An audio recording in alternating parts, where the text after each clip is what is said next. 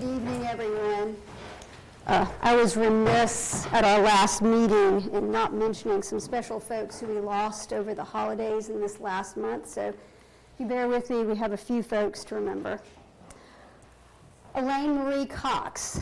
She was born October 10th, 1942. She passed away peacefully in Newburyport on January 14th. Although born in Winthrop, she devoted her professional life to the children of Newburyport. After earning a teaching degree from Salem State College, she began her career in 1965 at the Belleville School and went on to teach at the Kelly, Davenport, and Bresnahan schools. She was especially remembered for mentoring underprivileged students, offering compassion, encouragement, and unwavering support. Her decades of service left a lasting impact on Newburyport's public schools and the many children she guided.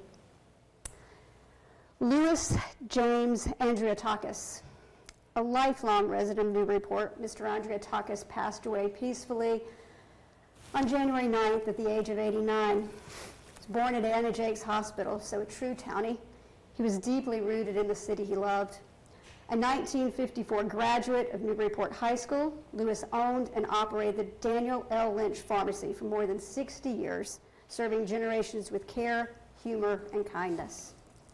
Beyond his profession, he was a Rotarian, corporator of the Institution for Savings, member of St. John's Lodge, and a devoted member of the Annunciation Greek Orthodox Church.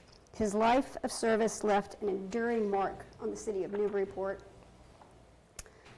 William M. Rogers. Will Rogers of Newburyport passed away peacefully at home on December 21st. A resident of Buck Street for 58 years, Will was affectionately known as the mayor of Buck Street for his dedication to neighbors and community life. After serving in the U.S. Navy, he worked for 44 years at the New England Telephone Company. His generosity, reliability, and constant willingness to help others defined his presence in Newburyport, where he was a familiar and beloved figure to many. Arthur Chasen, Jr. Born in Newburyport, Mr. Chasen passed away peacefully at home December 31st at the age of 91. After military service and a career with the National Security Agency, Arthur returned to his hometown where he devoted himself to the Merrimack River and civic life. He was a founding partner of the Boatworks Marina, later the Newburyport Yacht Club, served 24 years as Deputy Harbor Master for the city of Newburyport, and was a lifelong member of the North End Boat Club and Newburyport Elks. His knowledge of the river and commitment to the city were widely respected. Herbert Charles Pollard. A lifelong resident of Newburyport, Mr. Pollard passed away on December 26th at the age of 71. Raised in the city's South End, Herbie was deeply shaped by his neighborhood, schools, and lifelong friendships. A 1973 graduate of Newburyport High School and former class president, he remained actively involved in local youth sports as a coach and Pioneer League board member. He worked many years in the community and retired as custodian at the Knock and Moley Middle School. His love for Newburyport, its sports, and its people remained constant throughout his life. Donald D. Mitchell. A native of Newburyport, Mr. Mitchell passed away on Christmas morning, days before his 87th birthday. He was a lifelong parishioner of Holy Redeemer Parish and served in the Army National Guard. Donald dedicated 53 years to the Newburyport Institution for Savings Bank, including 13 years as its president before retiring in 2004, and continued service on its boards for a decade thereafter. His professional life reflected long-standing commitment to the financial and civic stability of Newburyport. Beverly M. Hill. Ms. Hill of Newburyport passed away at home on Christmas morning, following the celebration of her 97th birthday. After completing her education at Radcliffe College and the Salem State Teaching College, Beverly fulfilled her lifelong dream of teaching in the Newburyport public schools. She educated generations of children at the Kelly, Davenport, and Belleville Bresnahan schools before retiring in 1993. Her legacy lives on through her dedication to education and her lasting contributions to Newburyport's school community. Richard Dick George. Mr. George passed away on December 8th. A U.S. Army veteran of the 101st Airborne Division, Dick later dedicated much of his life to public service and labor advocacy. After marrying Newburyport resident Laurie Christensen in 2002, he became deeply connected to the community. He founded an Alzheimer's support group in Newburyport and devoted many years to supporting veterans and underprivileged children. His efforts strengthened community care and outreach within the city. A moment of silence.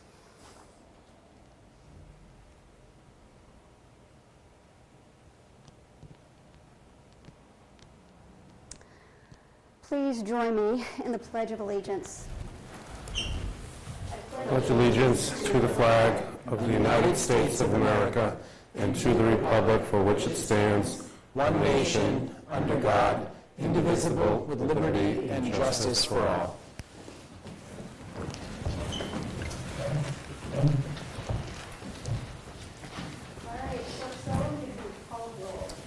Roll call for the meeting of February 9th. Councillor Harmon. Here. Councillor Kahn. Present. Councillor Nikotich. Here. Councillor Smith. Here. Councillor Schrock. Here. Councillor Zeid. Here. Councillor Callahan. Here. Councillor Cameron. Here. Councillor Delay. Here. Councillor Hall. Here. Councillor Shan. 11 present. All right, public comment. So clerk goes to the door to get the paper off.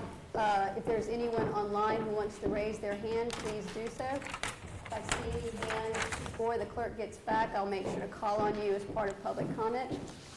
All right. Seeing no Zoom hands, the public comment would be just in council chambers. First is Leslie Echold.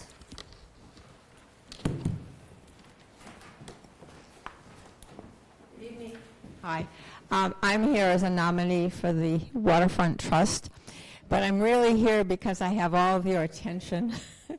And I want to just share with you the importance of our need for permanent public restrooms in the downtown waterfront area.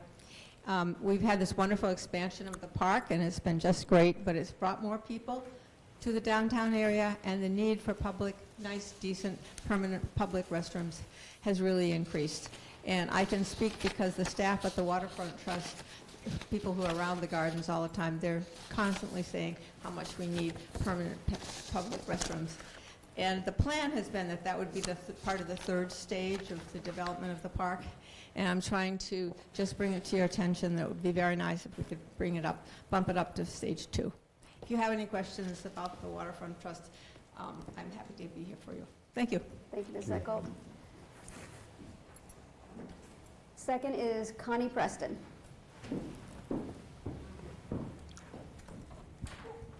Thank you. Connie Preston, 18 Outwood Street.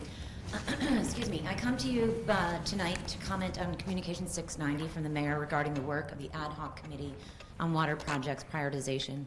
I was the chair of that committee, and I'm concerned that the mayor may have misinterpreted some of the committee findings, so I want to clarify. Firstly, the ad hoc strongly supported the alum treatment in the upper and lower Artichoke reservoirs in spring of 2026. The city's limnology consultant told the committee that it is imperative that these treatments be done as soon as possible to attempt to control the algae growth in our reservoirs, and the committee agreed. The alternate algal bloom treatment strategies project that was given a medium priority score is for the treatment options beyond alum. The medium priority was given because the consultant told us that the alum treatment would be good for 3 years and a second alum treatment could be considered again in the future. Secondly, on the advice of Financial Director Sorrow, the committee chose to not tackle the financial considerations of the projects because the information on costs and timelines are too soft at the current level of design. Financially modeling will be an important tool for the city to plan for these very large and expensive projects, but all of the high priority projects must advance in design to be able to model accurately. Therefore, the committee strongly urged that the city embark on moving all of the high priority projects to full design so that a more informed decisions can be made with firm timelines and costs. Furthering design will also strengthen the city's grant applications. Those projects, excuse me, in no particular order, are the Upper Artichoke Raw Water Line, the Indian Hill Raw Water Line, the Lower Artichoke Reservoir Dam improvements, water supply protection and watershed master plan, as well as the building of a new water treatment facility. The committee also strongly recommended that the next council create another ad hoc to continue to track the progress of the projects in a way that, in a public way that informs both the council and the public. As noted by the mayor, as the projects advance in design, there will undoubtedly be a need to react to new information and timelines that will likely shift the priorities. The financial impact of these projects will be very daunting to the city and residents for many years. Therefore, it is imperative that the discussion and decision-making be done in a transparent way in conjunction with the Council and Water Sewer Commission that includes input from the residents. Lastly, I would also like to note that I have submitted my name to fill one of the 2 vacant positions on the Water Sewer Commission back on January 5th. I feel that I am uniquely qualified to serve on the commission given my deep knowledge of the city's water system and financial status. I deeply hope that the mayor will advance my appointment, and I look forward to serving the people of Newburyport. Thank you. All right, that is it for public comment.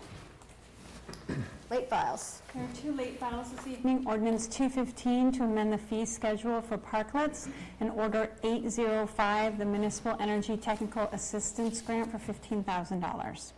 Motion to waive the rules and accept the late files with an amendment that Ordinance 215 go to Budget and Finance and Committee of the Whole. Second.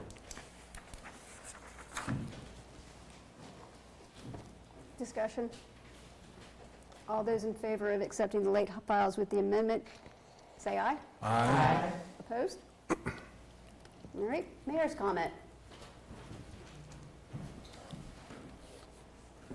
Good evening, everyone. I hope everyone is enjoying their pins, their initiation pins that you got prior to the meeting. I was really excited to give you those. Lots going on. First, obviously the weather has been a huge issue for the city. We're actually tracking a storm right now. There's a possibility we could get another 2 to 4. Some are actually saying now 4 to 6 inches of snow starting tomorrow night. So we'll certainly be making some decisions early tomorrow morning that we'll get out to you. I think we're in the position now, because of all the snow we've already received. Anything over 2 inches is going to be a snow event here in the city, as far as we're running out of places to put it. And it makes more sense to get cars off the street, so there could be some more snow emergencies, blue lights coming your way. What else did I want to tell you about that? Just obviously a big kudos to the Department of Public Services, again, managing these storms. Again, these have been significant events. I think, anytime you get this much snow in a short period of time, it really allows us to have a larger picture of our snow removal operations. First, I'll say I've enjoyed some of my one-on-ones with you, and we've been talking about this, the last couple of weeks. But, we had 2 pretty mild winters, right? And so, anytime that happens, and then all of a sudden you get a significant amount of snow, it really, shines a light on current practices, and, also shines a light on some of the places that we might need to address. So I've been really thrilled with interim DPS Director Kim Turner and team as far as looking at those challenges, working with the city councilors, working with residents, and I really do think this is going to lead to a much more, I would say maybe resident-friendly, holistic plan for the city moving forward around snow removal. And so again, we look forward to keep working on that. And like I said, we'll keep an eye on future snow here over the next few weeks. City Solicitor, I want to thank Council President Shan for approaching me about having a special meeting that happened prior to this one at 6 p.m. tonight to approve Anderson Krieger as our next City Solicitor. Attorney Nina Pickering Cook is behind us. Did I say that right? Yep. Behind us. So I was thrilled that you all took that on. Again, we can put them right to work, and as you can see, she did get right to work, and she's sitting here behind us, and she's going to hang out for the executive session later. The executive session later will end the council's involvement with our previous city solicitor, Karis North, where she presents the annual report to council. And we've already talked about this, but Sarah Spetafor from Murphy Hess, Toomey Lahane will continue to serve as the labor council for the city. I put a little update down here around the Whittier Tech Regional Agreement Amendment Committee. It's the RAAC is what they're calling it. I am going to be reaching out to councilors and school committee members. I want to form a mayoral advisory group around Whittier. There's just a lot of information out there right now. We have 2 tracks going on right now. We have the building committee, which luckily we have a co-chair of that committee is former Essex County Sheriff Frank Cousins, and then we have the regional agreement committee. That is really the 11 communities, each with a couple of members. Councilor Zeid was nice enough to be the alternate for that for Newburyport. And there's just going to be a lot of information happening around these. And so what I would love to have is more of a collaborative effort in talking through a lot of these issues that we're seeing, both with the building side and the regional agreement side. And then those two different bodies, the city council and school committee, can go out and report the things that we talk about in that mayoral group. But these are things that are going to take years to go through, but I just think there's so much information and there's so many decisions that each individual city and town are going to have to make on their own regarding this project and the future of this shared campus with Northern Essex. So I don't know, I thought that would be a good thing to start early in this term. I have a big chief of staff announcement tonight, and he happens to be here too, which is great, but Sean Fenn has agreed to join my team as my next chief of staff. Many of you know Sean, Newburyporter, lives on Atwood Street. I'm really excited to bring him on board. A lot of you know Sean's background. He currently works for the UMass Boston Collins Center, and he has just a lot of experience working with cities and towns in Massachusetts, working in various departments, problem solving, looking at data, coming up with solutions, and we get to bring that into the report now. So we're really excited about that. And he's going to start March 2nd, which is that first Monday in March. So welcome, Sean. Can't wait to work with you. Just this is a little side note. I'm sorry, this is a little longer than I typically go on. A little side note, I work with this Merrimack Valley Mayors, Managers, and Administrative Roundtable Group. That's through the MVPC, Merrimack Valley Planning Commission. I'm going to be the new chair of that group, so it's just another opportunity for when the leaders of the region get together, we can talk about solutions that we could possibly partner together with. So that's going to start with their next meeting. They meet quarterly, so we just met, so it won't be until later this year, but I'm excited to work with that group and to work a little bit closer with Merrimack Valley Planning Commission. Oh wow, there's something missing here. There's one thing missing here, but I do think it's in the one I sent out tonight. There was an appointment for Mark Sedron, who is on the Fruit Street Historical Commission. I'm going to withdraw that, if that's okay with everybody. He had indicated that he wanted to resign, so we're just going to remove that. And then just finally, just another plug for for the city's Public and Community Service Awards. Those will be happening here at City Hall on Tuesday, March 24th at 6 p.m. Get those nominations in. They're due at the end of the month, but that's always a great night, and it's nice to shine a light on all the great work going on in the city. And again, I'm sorry I went on for so long, but I'm happy to take any questions if anyone has any. This is the only pin I have. I don't have other options, so if you were asked if there was other options, we don't have those. All right, no questions. Everyone good? All right, have a great meeting. Thank you, Mayor. Councillor Delay. I'd like to make a motion to waive Council Rule 10C for the duration of this meeting and to permit councilors to refer to each other by last name. Second. Discussion? All those in favor? Councillor Nicotic. Sorry. So I don't plan to do this every meeting when that waiver is proposed, but what I hope is that that the desire to do away with one part of 10C just really is proposed as a change to the rules and goes through the normal process. Rule 10C has 3 parts, so waiving it to me is something I would never, waiving the entire rule is something I would never vote for. I guess the motion could be worded in such a way so it was clear that only one part is being waived, but I would only vote present. Thank you. Yeah, happy to take that friendly amendment, and thank you to Councilor Nikotich. You did note that, and I think the intent here is just that last part where we're permitted to refer to each other by last name, but leaving the first 2 as is. Further discussion? All right, all those in favor of, not having 10C, referring to each other by our last names, still using the first 2 lines from 10C though, say aye. Aye. Opposed? Present. All right, Clerk Sullivan.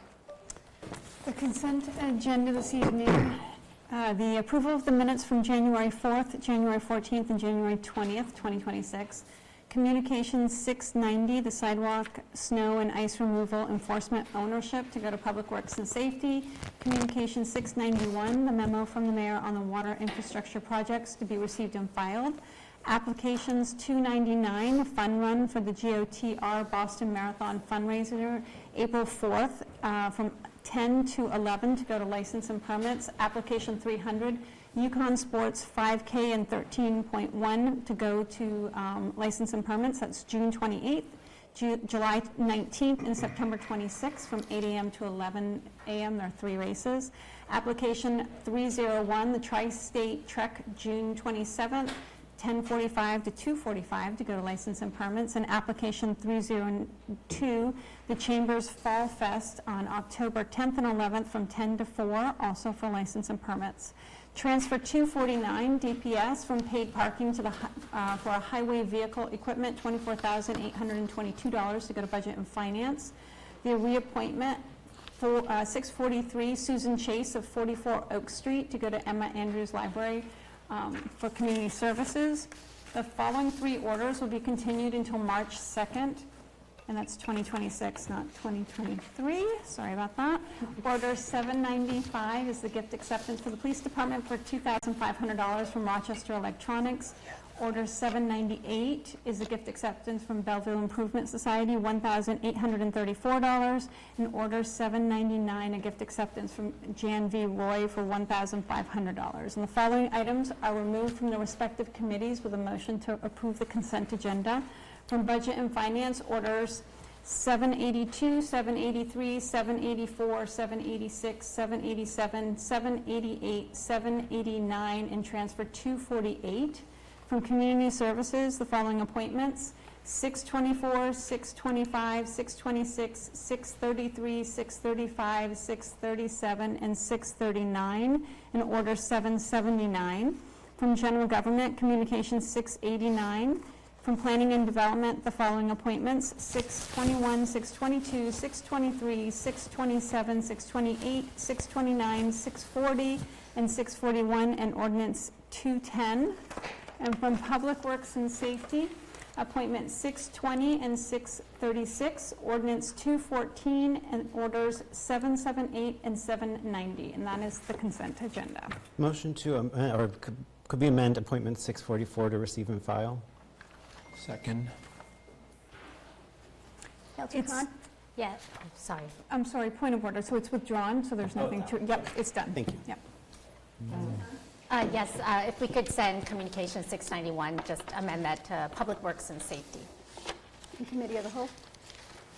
What's that? In Committee of the Whole? We could, I mean, I don't think we need to, Okay, unless any of my colleagues, yeah, I don't think. okay. Anything else? All right. All those in favor of the consent I need a agenda? motion. Was there a motion? Oh, withdrawn. So we need a motion. Motion to approve the consent agenda as amended? Can we add the mayor's update as a receive and file? With the mayor's update to receive and file.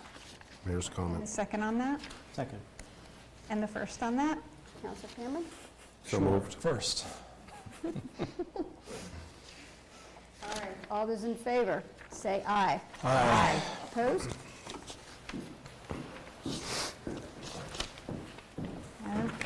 All right. Regular agenda. Regular agenda this evening.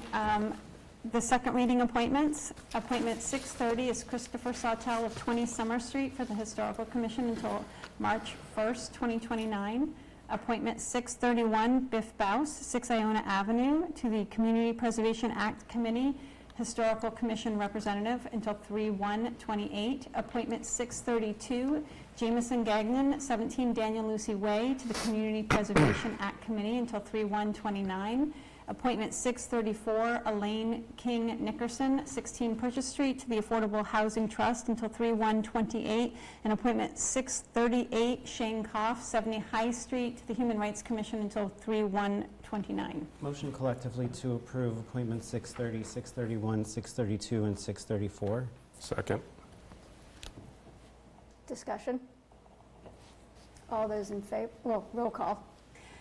Councilor Harmon? Yes. Councilor Khan? Yes. Councilor Nikotich? Yes. Councilor Smith? Yes. Counselor Trek? Yes. Counselor Z? Yes. Counselor Callahan? Yes. Counselor Cameron? Yes. Counselor Delay? Yes. Counselor Hall? Yes. Counselor Shan? Yes. 11 yes, motion passes. Motion to approve appointment 638. Second. Discussion? Roll call.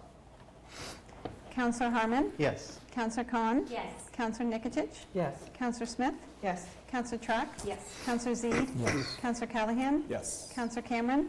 Yes. Counselor Delay? Yes. Counselor Hall? Yes. Counselor Shan? Yes. 11 yes, motion passes.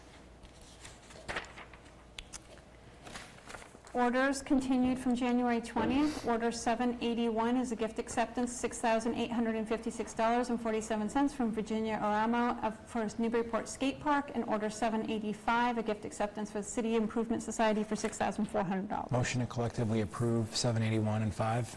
Second. Discussion? All those in favor say aye. Aye. Opposed?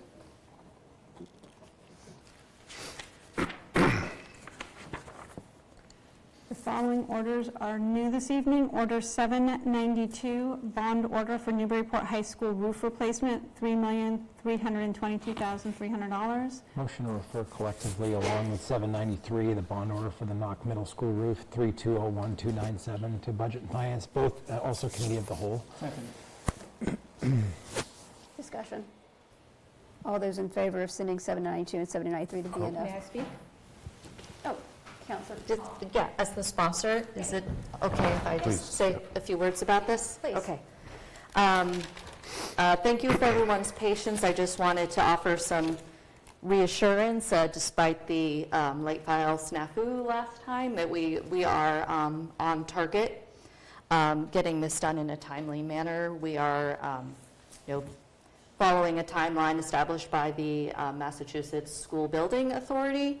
We were accepted into that program, the accelerated repair program for these roofs in 2024, and they will be voting favorably, I would anticipate, since we've checked all the boxes, on February 25th is their meeting.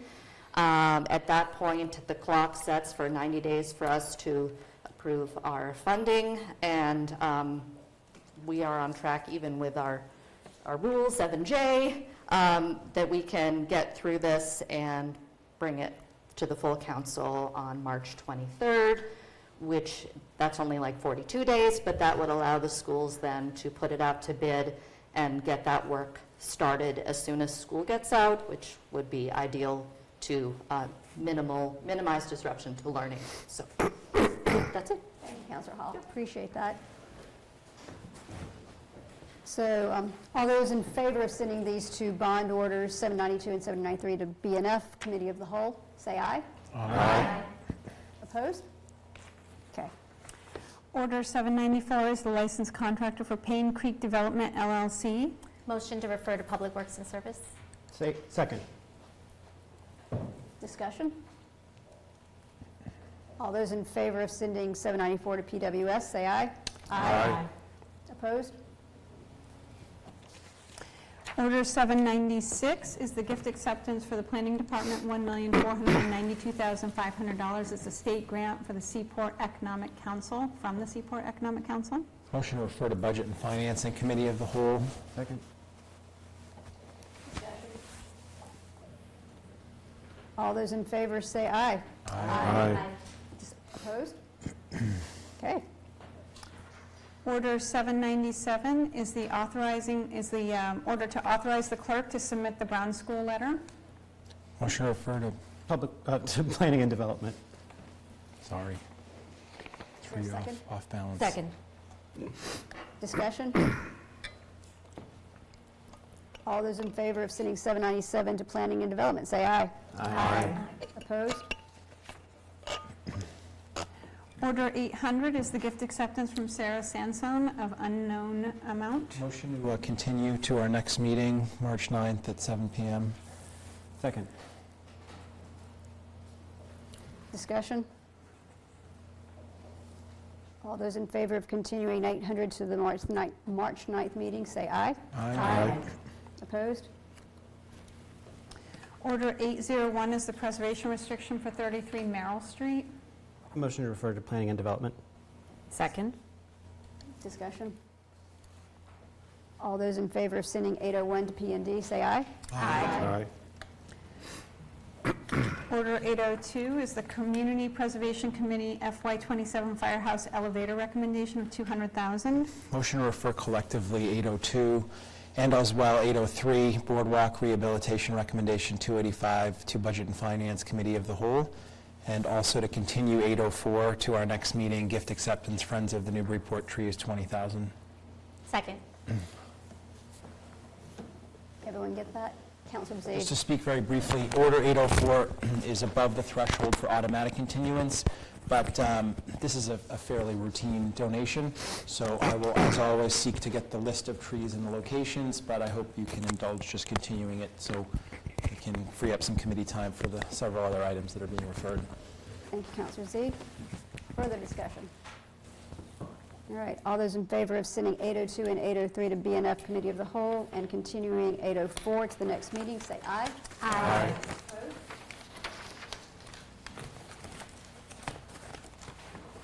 All right.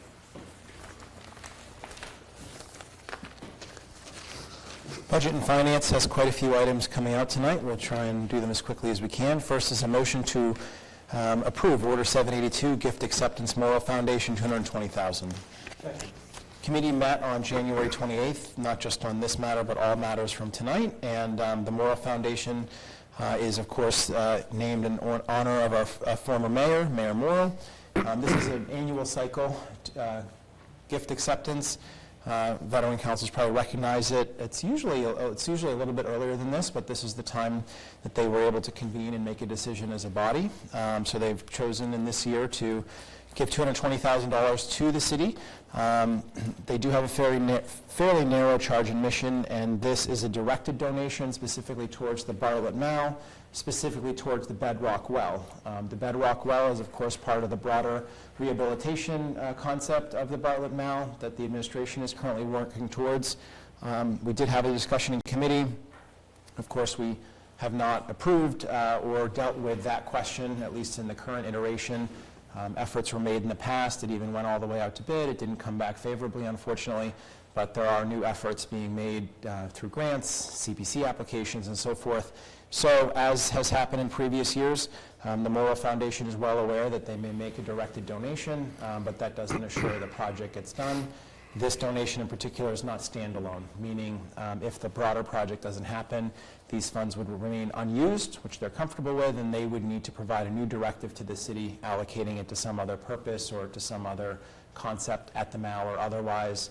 So it will essentially sit in escrow. So with the knowledge that they're aware of that and comfortable with it, the committee recommended approval 3-0. Thank you. Further discussion?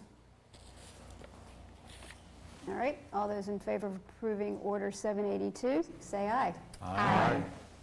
Next is a motion to approve Order 783. This is a grant acceptance, Massachusetts Office on Disability. Second. The amount of this gift, or grant I should say, pardon me, is $65,312. This is also related to the Bartlett Mall, so this is the area near the new playground that was constructed. Not related to the playground, but right adjacent to it. There were some stairs that were present there, and there was an effort some years ago to restore that to what was called the ancient way, which never had stairs. So the city undertook a process, including working with the local commission on disabilities, and then ultimately applying for a variance to remove the stairs and to install a ramp. What ended up transpiring from that point forward was a complaint was brought regarding the pitch of the ramp, and the Massachusetts board retracted their variance that they had granted. And so this kicked off another process to try and resolve this. So they pulled back the variance after the work had been done. They've now gone back and forth on how to resolve this.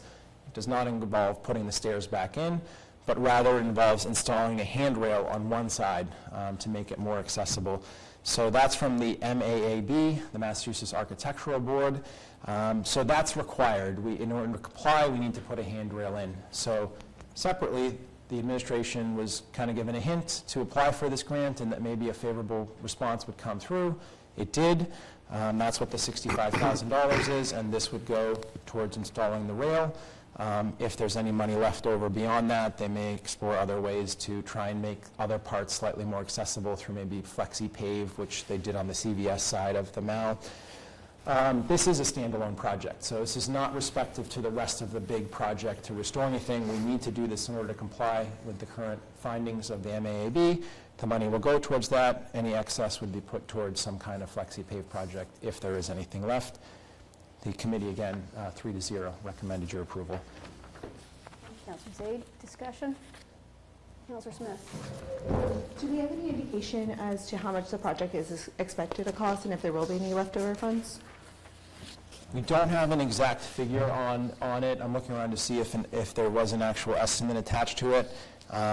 It's not expected that there'll be substantive funds left. I would say in a matter of speculation, probably somewhere in the order of 10 to 15,000 may be left over once the rail is completed, but we can certainly inquire about a more formal estimate if one is available. Councilor Khan? Yeah, thank you, Council President, and through you to the chair. Was there any discussion on that rail if we were to move forward on one of the CPC projects related to the Bartlett Mall? If there's going to be a need of like having to remove it, is it going to have any impact into what we know might be a future we don't know for sure, but if it's something that's going to be easily removed and replaced if it needs to be without any cost to us? Yeah, this is considered, it's necessary for compliance purposes in order to comply with the current thing, and no, the general answer is this wouldn't expect it to have to be removed or adjusted in order to address the rest of the project. It needs to be there. It's a handrail, it's not more than that, so it would be a permanent fixture once installed. If that helps. Further questions? Seeing no other questions? All those in favor of approving 783, say aye. Aye. Opposed? Next up is a motion to approve Order 784. This is Gift Acceptance Curtis Fund, $200,000. Second. Thank you. So a lot of similarities here in sort of structure to the Morrill Foundation, but this, of course, is the Curtis Fund, which is relatively new. This is, in fact, our first gift acceptance. Rewinding the tape briefly, we were made aware of the formation of this fund about 2 years ago or so now. Then there's a lot of public discussion about it, the formation of a body here in the city, on the city side, that would sort of help guide and provide suggestions as to what the city's needs could be. There was also, of course, the rec center project in the midst of this conversation and the utilization of some of these funds and projections towards financing that project. So those roads, those paths lead to here, where they're making their first donation to the city. It's $200,000. As a general statement, I think this is expected to be an annual cycle, but this one is a little behind, but I think they need to part with cash for tax purposes, so we may see another one in this calendar year, but in general, you would generally think you would see one per calendar year. As you'll see in the gift acceptance, this will be used to offset the debt load from the new rec center project, and that's consistent, I think, with the public discourse over the last little bit here. So with that in mind, the committee again recommended your approval 3-0. Thank you. Further discussion? Mr. Smith? Later in the packet, we're going to go over the naming recognition framework. Was there any discussion around any expectation around naming rights associated with this donation? Yes, thank you. There was discussion just in the sense that this is coming in because there is no expectation of recognition with this. Other gifts and grants are being held because in order for us to finalize that work, this is for public benefit, so there is no expectation that there will be any recognition as a result of this donation. Thank you for asking. Good question. Further questions? Okay, all those in favor of 784, say aye. Aye. Okay, next one is Order 786. This is a motion to approve. This is the Grant Acceptance Brown School Housing Choice Grant. Second. So to how you keep a long story short, we are in the midst of the Brown School demolition of the gym. This is part of our obligation to the developer that was made when we sort of paved the way for, I think, a project that most are familiar with, but the creation of affordable housing units and all the things that go with that, selling the unit to the developer, trying to help the state grant process along, and et cetera, et cetera. So in the last session of the City Council, we took those steps towards that demolition. It was estimated to be a $452,000 project, and at the time, funding was made available through appropriations by $225,000 from the Brown School Stabilization Fund, which is where certain monies were placed after, say, the disposition of the Kelly School, for example, and folks will remember some of those debates. $112,000 from this actual same grant, just a prior round of it, and then the remainder coming in primarily from the Affordable Housing Trust. What has happened in the interim time is they did mobilize the contractor. If you've driven by, you can see that. The project is a little more expansive than was originally contemplated, so the cost has escalated from $452 to $585. So we need to close the gap. We're going to use a number of $130 just to keep it round, $140,000. So the planning office had already applied for another housing choice grant round, and we were granted $500,000. That's what this is. So now you're sort of caught up to now. And of course, the key question in committee was 500 is more than 140. So what do you do with essentially what's left over? I think to summarize the conversation, there was general understanding agreement that we need to finish the obligations that we have under the current sort of deal, if you will, which is we're going to get the gym demolished and hand it to the developer with that work having been completed. So we did spend a good amount of time on that. The answer was that yes, 500 is more than 140, and that excess funds could theoretically be used to continue with abatement in the building and expand beyond the current scope of work. Without taking too many liberties, I think this is where we start to get a little bit hung up in committee, concerns about what is that work going to be, under what obligation would we do it, what would happen if it became more expansive than was originally contemplated. So the committee did deliberate a little bit. I think we had a productive conversation, and again, in light of that sort of general agreement, like finish what you started, we understand that we would accept the grant, the full amount, with the contingency, with the amendment that it's contingent that the funds are to be used for the existing scope, and that if new scopes are to be open, the planning office would return back to the council broadly, probably through budget, and then the council would take a vote to approve opening up further scopes of work. So that's where we ended on the process. Just to give you a quick update, again, they're remobilizing the contractor.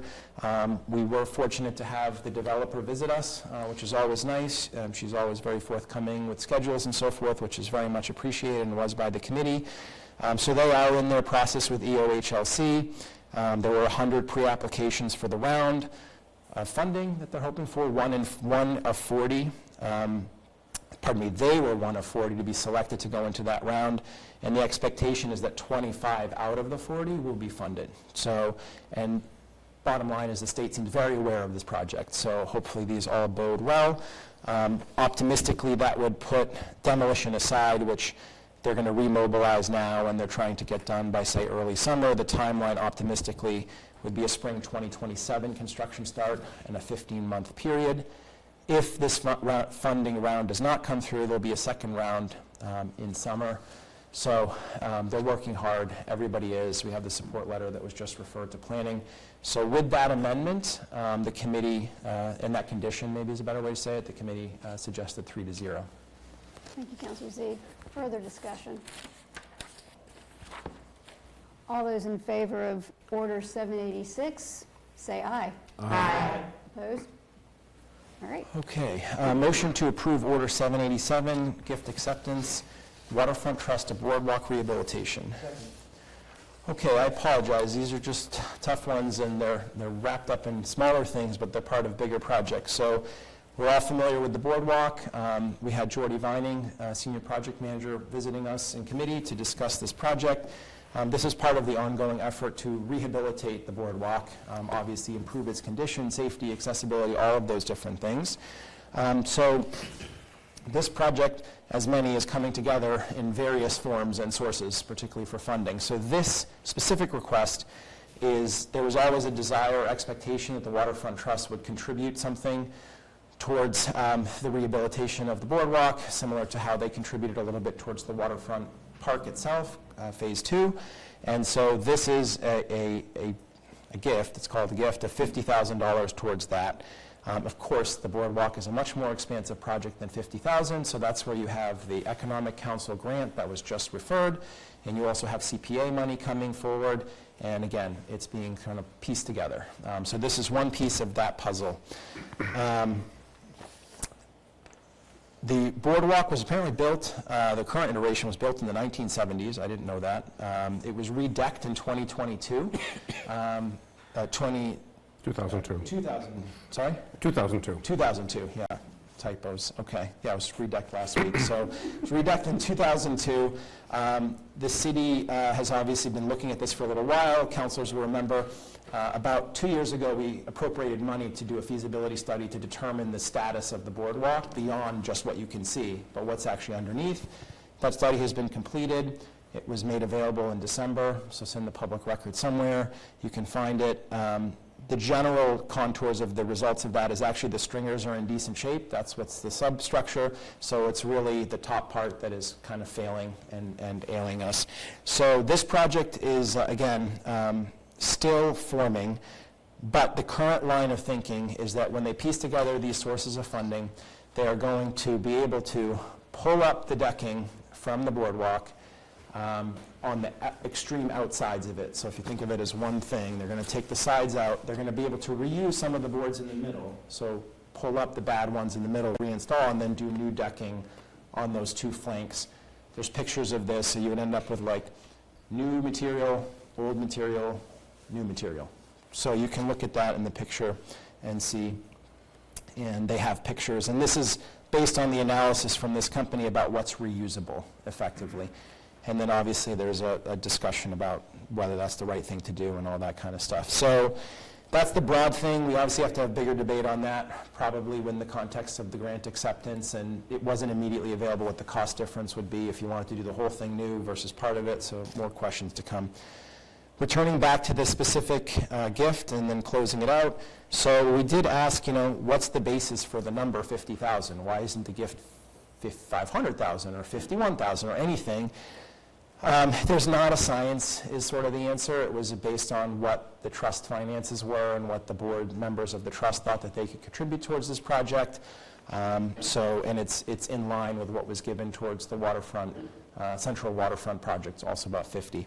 We didn't have time for a waterfront trust primer and committee. We don't have time for it tonight, but if you want to sit down, I'll be happy to tell you everything I've learned about it, or you have some members here I'm sure would share too. But it's a long story about how it was formed, the finances, where they get money from, all of those sorts of different things. So right now, the only question before us is if we want to accept this $50,000 gift, and the committee recommended 3-0, I think with an eye towards future debate on the project and the aesthetics and all the pieces that go into it.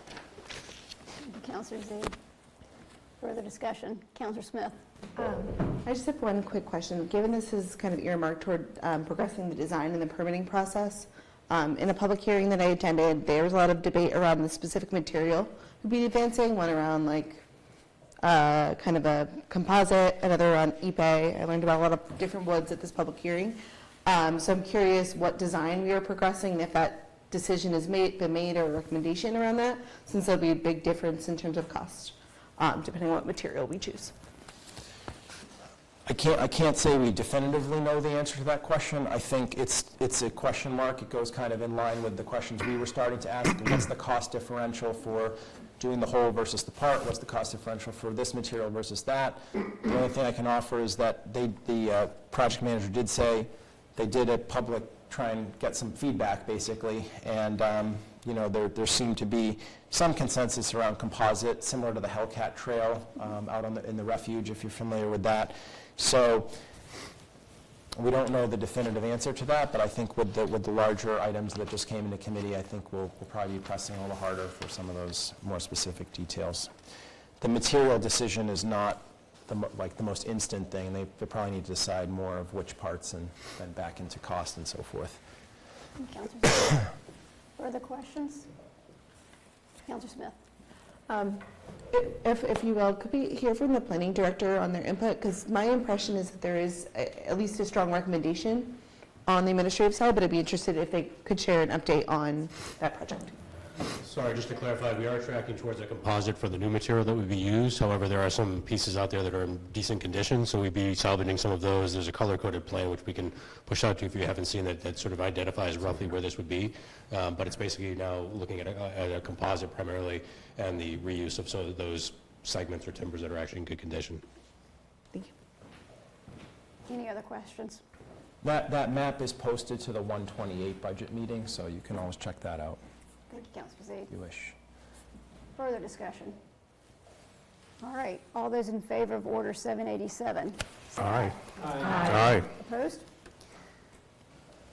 Motion to approve Order 788, Sustainability Grant Acceptance, $18,200. Second. We did not spend a lot of time on this in committee. This is a fairly pro forma grant that is received by the city every year. It's fairly formulaic. We had the wonderful expertise of Councillor Delay, who has actually worked in and on this at some point in her career, so she will be accepting all the questions about this, so I just will yield to her, but it's one of those you get every year, largely like population and a few other factors. It's not unlike some other, they call them grants, but they seem to come in every year. So the committee really didn't take any exception and recommended 3-0. All right, questions? It's time to pepper the new counselor. All right, seeing no questions, all those in favor of Order 788, say aye. Aye. Opposed? Okay, next is motion to approve Order 789, prior year bills and free cash, $125,999.60. Second. So this one's not as good news, unfortunately. This is a authorization to pay prior year bills. And just a quick primer on this, obviously every year expenses are incurred, and they typically would be obligated before the end of the fiscal year. If they're not obligated, or encumbered sometimes is the phrase, before the end of the fiscal year, there's a little relief valve where within a few weeks of the new fiscal year you can pay the prior year bills. When you miss that deadline, then you get into this situation where you need an authorization and a new appropriation, and that's this amount here. And this would allow the administration to pay those back. These were services that were incurred in the prior fiscal year. The finance director, I think, was very transparent and forthcoming that this is an incredibly high amount for this type of thing, and that really it is the result of some just some internal misses, frankly, to say it bluntly. You can go listen to the recording, but I think there was just a sort of acceptance, or that this was not good. Let me just say it that way. And unfortunately, it happened, and these bills, they would really like to pay them. We do have the option to say no. If this is declined, these are considered, they will not be paid. So we did ask in committee, I asked the committee, can you pay them from the current fiscal year? The answer is no. These would be deemed sort of not lawful expenses because they were not appropriated, and barring this, there is no path to get to appropriation now. So looking back is not a great picture. Looking forward, though, the finance director, of course, was not really present in that fiscal year. So to be fair, did say that they are trying to, in particular, implement a purchase order system. And that's really the key to not having this happen, is ensuring that things are done timely, and then they get in and they can be encumbered, and we don't have $125,000. So the only other thing I can share with you is the sources of funding for this vary depending on which expense it is, but you have free cash, water, sewer, and harbor enterprise retained earnings. And if you are interested, the current balances are roughly 2.9 in free cash. These are million. Water 1.72, sewer 1.3, and harbor 1.5. So there's certainly sufficient funds in the sense that we're not draining any of these in order to pay these bills, but there will be an impact on those funds and the ability, of course, to use this money towards other purposes. So with heartburn, I guess, the committee said, 3-0, let's get the bills paid and not blow up the relationships with the vendors, and then hopefully these new efforts will prevent this next year and in the future. Thank you, Councilor Z. Questions? Seeing no hands, all those in favor of approving Order 789, say aye. Aye. Opposed? Okay, last one is motion to approve transfer 248. This is a request for the Teamsters Memorandum of Understanding, budget contingency 35-235 multiple. Second. Okay, last one of the night. So this contract has been out for a little while, and efforts have been undertaken to try and recreate another 3-year. During the last budget cycle for the current fiscal year, but the last efforts towards this, the council did modify the amount in the contingency to the $35,000, so it is available. This is the presently, at this moment, the only outstanding contract. And so some efforts were not quite being as fruitful, I think, as they would have liked, and so there was sort of a mutual agreement here. Let's do a 1-year retro to the beginning of this fiscal year based on a simplistic 3% COLA, and that gives us more time to come back to the table and try and take a deep breath, and everybody can figure out a better way forward that can hopefully yield a new 3-year contract for this union. To be clear, the 1-year retro is not exactly 35. It's just 35 coming from this source. The total impact is about 50,000. The delta, the 15, would be expected to be made up from other vacancies that are temporary, and this is based on estimations by the finance director. Of course, things could be a little bit off. It is possible we could need another transfer later in the year, but the finance director, the theory was, let's not move money right now if we don't have to. And so if those vacancies, meaning if somebody's not present in a seat for 30 days, that money accumulates in that line, and it can accumulate within that department, and therefore it can be utilized towards this purpose. But this is a permanent 1-year, meaning this year is closed. We don't come up with a new 3-year and still reopen this current fiscal year. So it's done, and we did ask if we could see a list of vacancies just for edification, like what's open around the city, and I think that will be presented to us. And that was it for Budget and Finance. This one was, again, 3-0 recommendation. Councillor Khan? Yeah, just a Scribner's error. It says 3036, it's actually 2026. Just if we could correct that. 3036. Okay, Back to the Future. That was my same comment. Okay. Yeah, that's a very long contract. 3036 minus 2. Yeah. Trying to slip one past us. All right, any other questions? All right, all those in favor of transfer 248, say aye. Aye.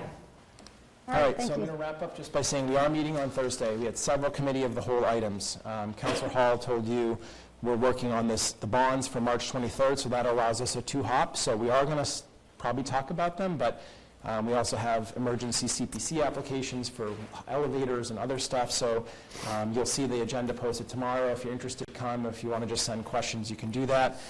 The only other, just to keep adding to your bad news, before the Sunday morning of the first storm, we were at 78% spent on the snow and ice budget before the first flake fell. So take a deep breath on that one. And the audit, which was unfortunately a little delayed last year, is on track for publication on time this year. And the budget process has kicked off, and hopefully we'll be a part of that with the retreat. So Thursday at 6 for interested parties. Thank you, and thanks for the patience.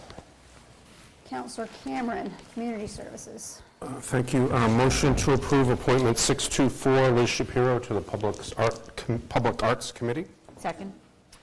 Thank you. So Community Services met on the 28th, and we covered all these appointments. And I'm going to just handle them one by one because they're all a little bit different. We did vote 3-0 to recommend Liz for this position. And we asked her about her experience and sort of her vision for public art in this realm. And she talked about introducing the public to different types of art and murals. And just has a lot of experience, as you can see from her resume, in theatrical productions, musical productions, and we think she would be a great asset to this, and we did vote for it 3-0 in committee. Thank you. Further discussion? Roll call. Councillor Harmon? Yes. Councillor Khan? Yes. Councillor Nikotich? Yes. Councillor Smith? Yes. Councillor Truck? Yes. Councillor Zede? Yes. Councillor Callahan? Yes. Councillor Cameron? Yes. Councillor Delai? Yes. Councillor Hall? Yes. Councillor Shan? Yes. 11 yes, motion passes. Motion to approve appointment 625. Second. This is Dyke Hendrickson to the Library Board of Directors. Many of you know Dyke, local local author. We asked him what his experience was that would lend to his suitability to be on the library board of directors, and I'm sure many of you remember him as a reporter for the Newburyport Daily News. And he did say he's an author himself, and he did use the phrase, if he may mention that vaingloriously, which I thought was kind of funny. So knows local history and state history. He wants to keep the library safe and enjoyable, uses it a lot himself. We asked him about the recent controversy with the library and the archival center, the volunteers and the staff, and he was aware of that. He knows the archives well, wants to help bring young people into the library. In terms of a vision for the library, he talked about wanting it to be a center of intellectual curiosity, bringing in, and they do quite a bit of this already, bring in speakers to talk about current affairs and events of the day. And we did vote to send this to the full council 3-0. Thank you. Further discussion? Roll call. Councillor Harmon? Yes. Councillor Khan? Yes. Councillor Nikotich? Yes. Councillor Smith? Yes. Councillor Track? Yes. Councillor Zede? Yes. Councillor Callahan? Yes. Councillor Cameron? Yes. Councillor Delai? Yes. Councillor Hall? Yes. Councillor Shan? Yes. 11 yes, motion passes. You. Motion to approve appointment 626, Mark Ferrandini to the Public Arts Committee. Second. And we'll note that Councillor Harmon has seemingly recused himself and/or disappeared. So Mark was, sent for approval through the mayor's office. He had talked to Kim Turner about the Public Arts Committee when it was formed. Was very interested in it then, and has the time and inclination to be involved. He grew up in Newburyport. Art's a huge part of his life. He currently is the owner of the Time Machine, which is a very cool store in Haverhill. If you haven't been there, I have been there. And talked about what Haverhill does. Haverhill has an art walk, and there's some activities that they do. In terms of his involvement in the Public Arts Committee, would start by listening and learning what people do. And Councillor Trock asks a great question: what is the vision if money was no object? And Mark talked about a web presence, and doing things that are iconic to Newburyport. Not quite the Eiffel Tower, but something on a smaller scale. But really, equitable access to art, and thinking about different public opportunities to connect with the historic aspect of Newburyport. And we did vote 3-0 to approve and send this to the full council. Thank you. Councillor Khan? I didn't see that in the packet, but it is there. Just want to make sure. Maybe mine is the online doesn't. Yeah, I just noticed that earlier in the meeting. It's it is listed in the agenda, but it's the actual insert in the packet isn't there. So it's not in the packet. So I don't know if technically.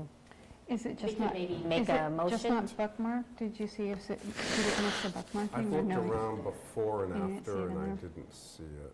I mean, we could make just to be clean on it, if we want, we could make a motion to take it out of committee. We'd need a supermajority vote. Is that right? So I would just suggest that, just to be clean, since it's not in the packet.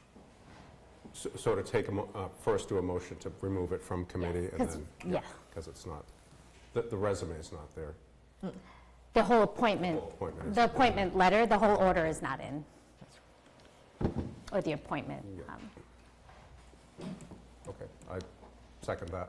Okay, yeah, so, yeah, motion to take out appointment, what's the number, sorry? 626 out of committee for deliberation today. Just for a point of order, I believe the chair has to I'll make a motion initiate. to remove appointment 626 from committee. Second. Thank you. Discussion. All those in favor of moving 626 from committee, say aye. Aye. Now I'd make a motion to approve. Second. And you already heard my speech. Roll call. Councillor Harmon's recused. Councillor Khan? Yes. Councillor Nikotich? Yes. Councillor Smith? Yes. Councillor Track? Yes. Councillor Zede? Yes. Councillor Callahan? Yes. Councillor Cameron? Yes. Councillor Delai? Yes. Councillor Hall? Yes. Councillor Shan? Yes. 10 yes, 1 recused. Motion passes.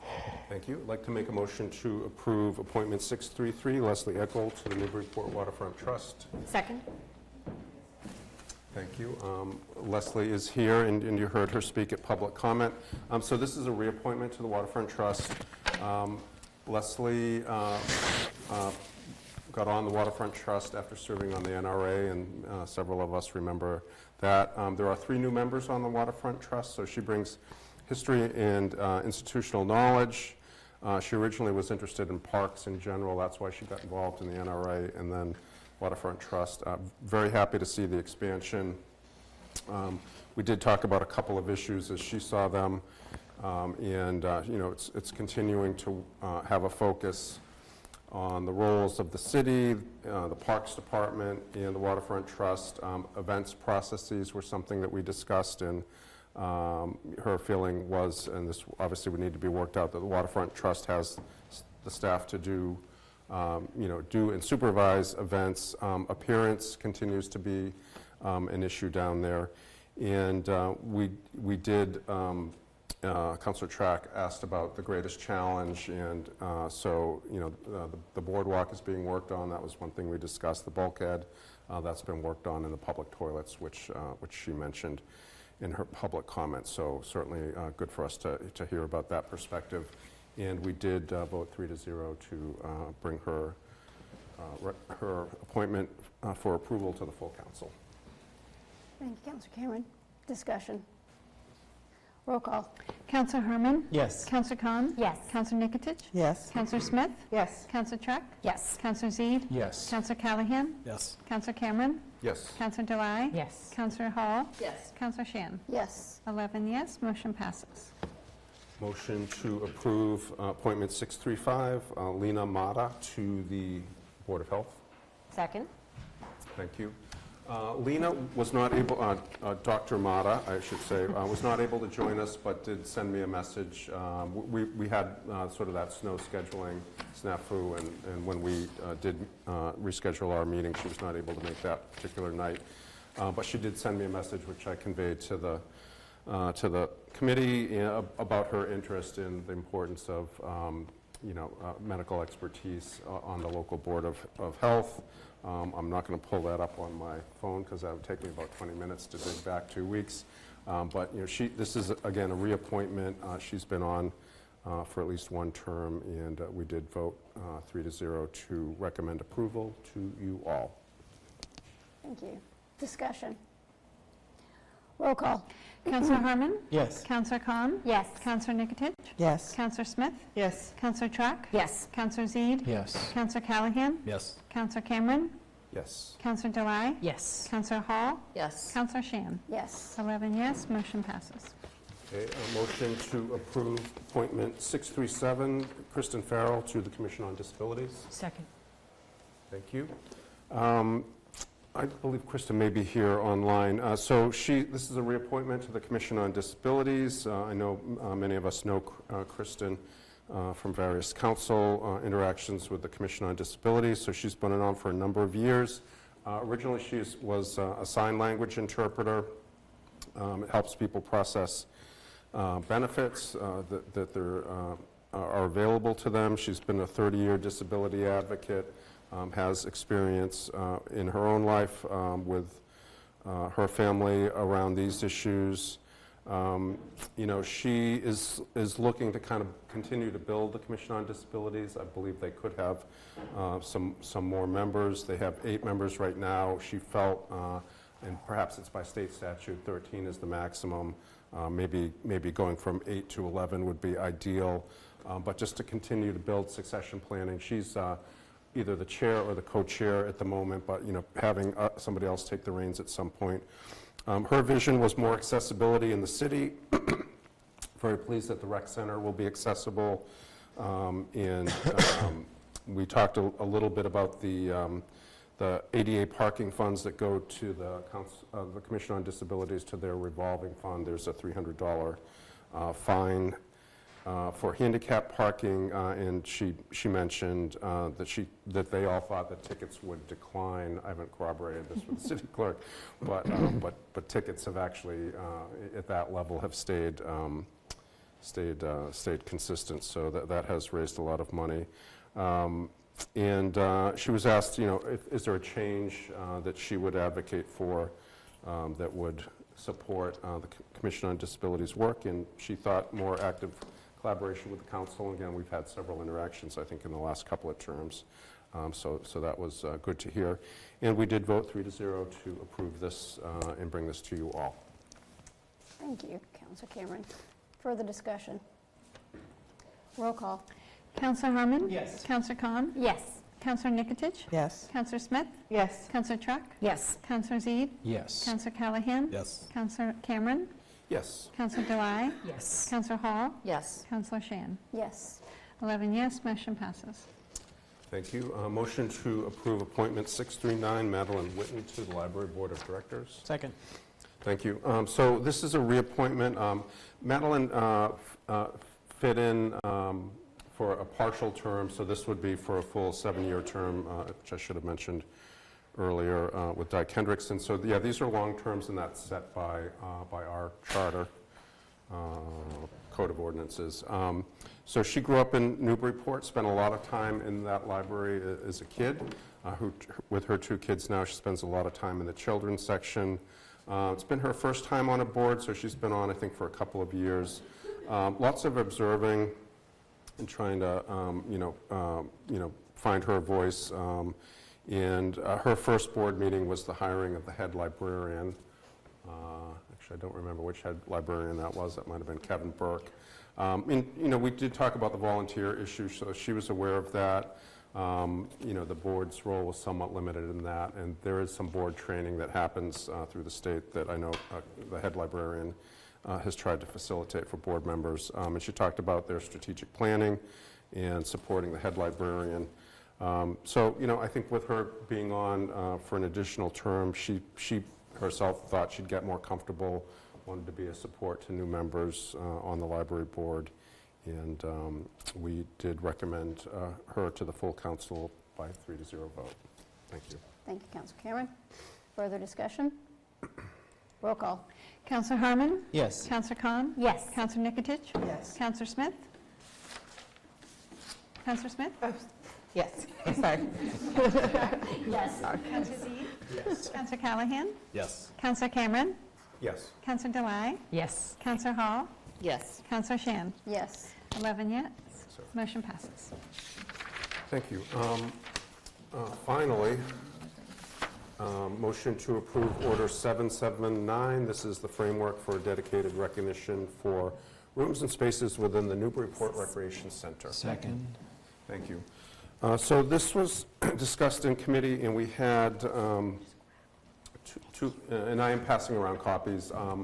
My Adobe Acrobat Pro subscription died, and I was not able to make changes into the PDF, so somebody's going to have to walk me through that, probably the clerk. So I hand wrote a couple of, we did amend this in committee, but I'll offer, for cleanliness sake, I'll just offer the amendments here, and then, because you did not see them ahead of time. This is in your packet, the base order. So we did discuss this. We had two of the sponsors present. So this has been sponsored by Councillors Harmon, Trock, and Zede. Councillors Harmon was in the meeting, and Councillor Trock is a member of that committee. And this had been discussed with the administration. I believe Finance Director Saro's name was mentioned. And this is, this is to have a pathway for us to raise additional outside private money in a way that's going to offset cost to taxpayers for the Recreation and Youth Services Center. And, but by specifying the name, how the naming is going to happen, and just to make sure that that's all on the up and up. And committee members like this. We thought it looked very good. Councillor Hall mentioned that she liked the 10-year term and renewable, and just how that was built in there. We did talk about what the definition of positive reputation and who determines that, and that is something, again, we amended in committee, and I'll offer that momentarily as an amendment. So that would be under policy framework, and you see from my scribbles, just add as determined by the NRYS director, who I believe is also online right now. And one place on our website it says the NRYS director, and another place on our website it says the NYRS director, so I might need to be corrected there. But yeah, we really liked it. There were a couple of questions and a couple of corrections grammatically that are on your adding an S to ordinances and changing doesn't to don't. And we did talk about how this is going to be it's an order, so it's not going in as an ordinance. Councillor Nikitic, who was also present, asked about how do we institutionalize this, so as an order, how are we going to remember and keep track of this, and that would be something that we could talk a little bit about tonight. But so I would offer as amendments, add quote, as determined by the NRYS director to that fifth bullet point under policy framework, and then correcting ordinances and correcting don't in the final paragraph, and I'll make sure the clerk has a copy of that. So that's, I'm offering, Second. Somebody would On the amendment. second the amendment. Thank you. Discussion on the amendments. Question, you can speak first. Councilor Z? If I may, just to add a little bit more context, so I just wanted to just come out a little higher, I guess, come up a little higher, 30,000 feet. So the context and timing of this is really around, I think, we understand that some fundraising is already being undertaken, which is good. People are excited. The building's obviously underway. You can see that with your own eyes if you drive down Low Street. And I feel, as one of the sponsors, that there was some idea that we need to kind of catch up with this on the public process a little bit, and that they just want to put out on the table that there was absolutely discussion about doing a broader policy that could apply to more buildings and all kinds of good theories and ideas, but time is time, and we're here and we're trying to catch up with the current state of play, which is that monies are already being asked and there's activity and action. So that's kind of the context of this, is trying to set this up for success so that they can raise money, organizations like Friends of and the city, and we can be in a position to accept them. So that's the first thing.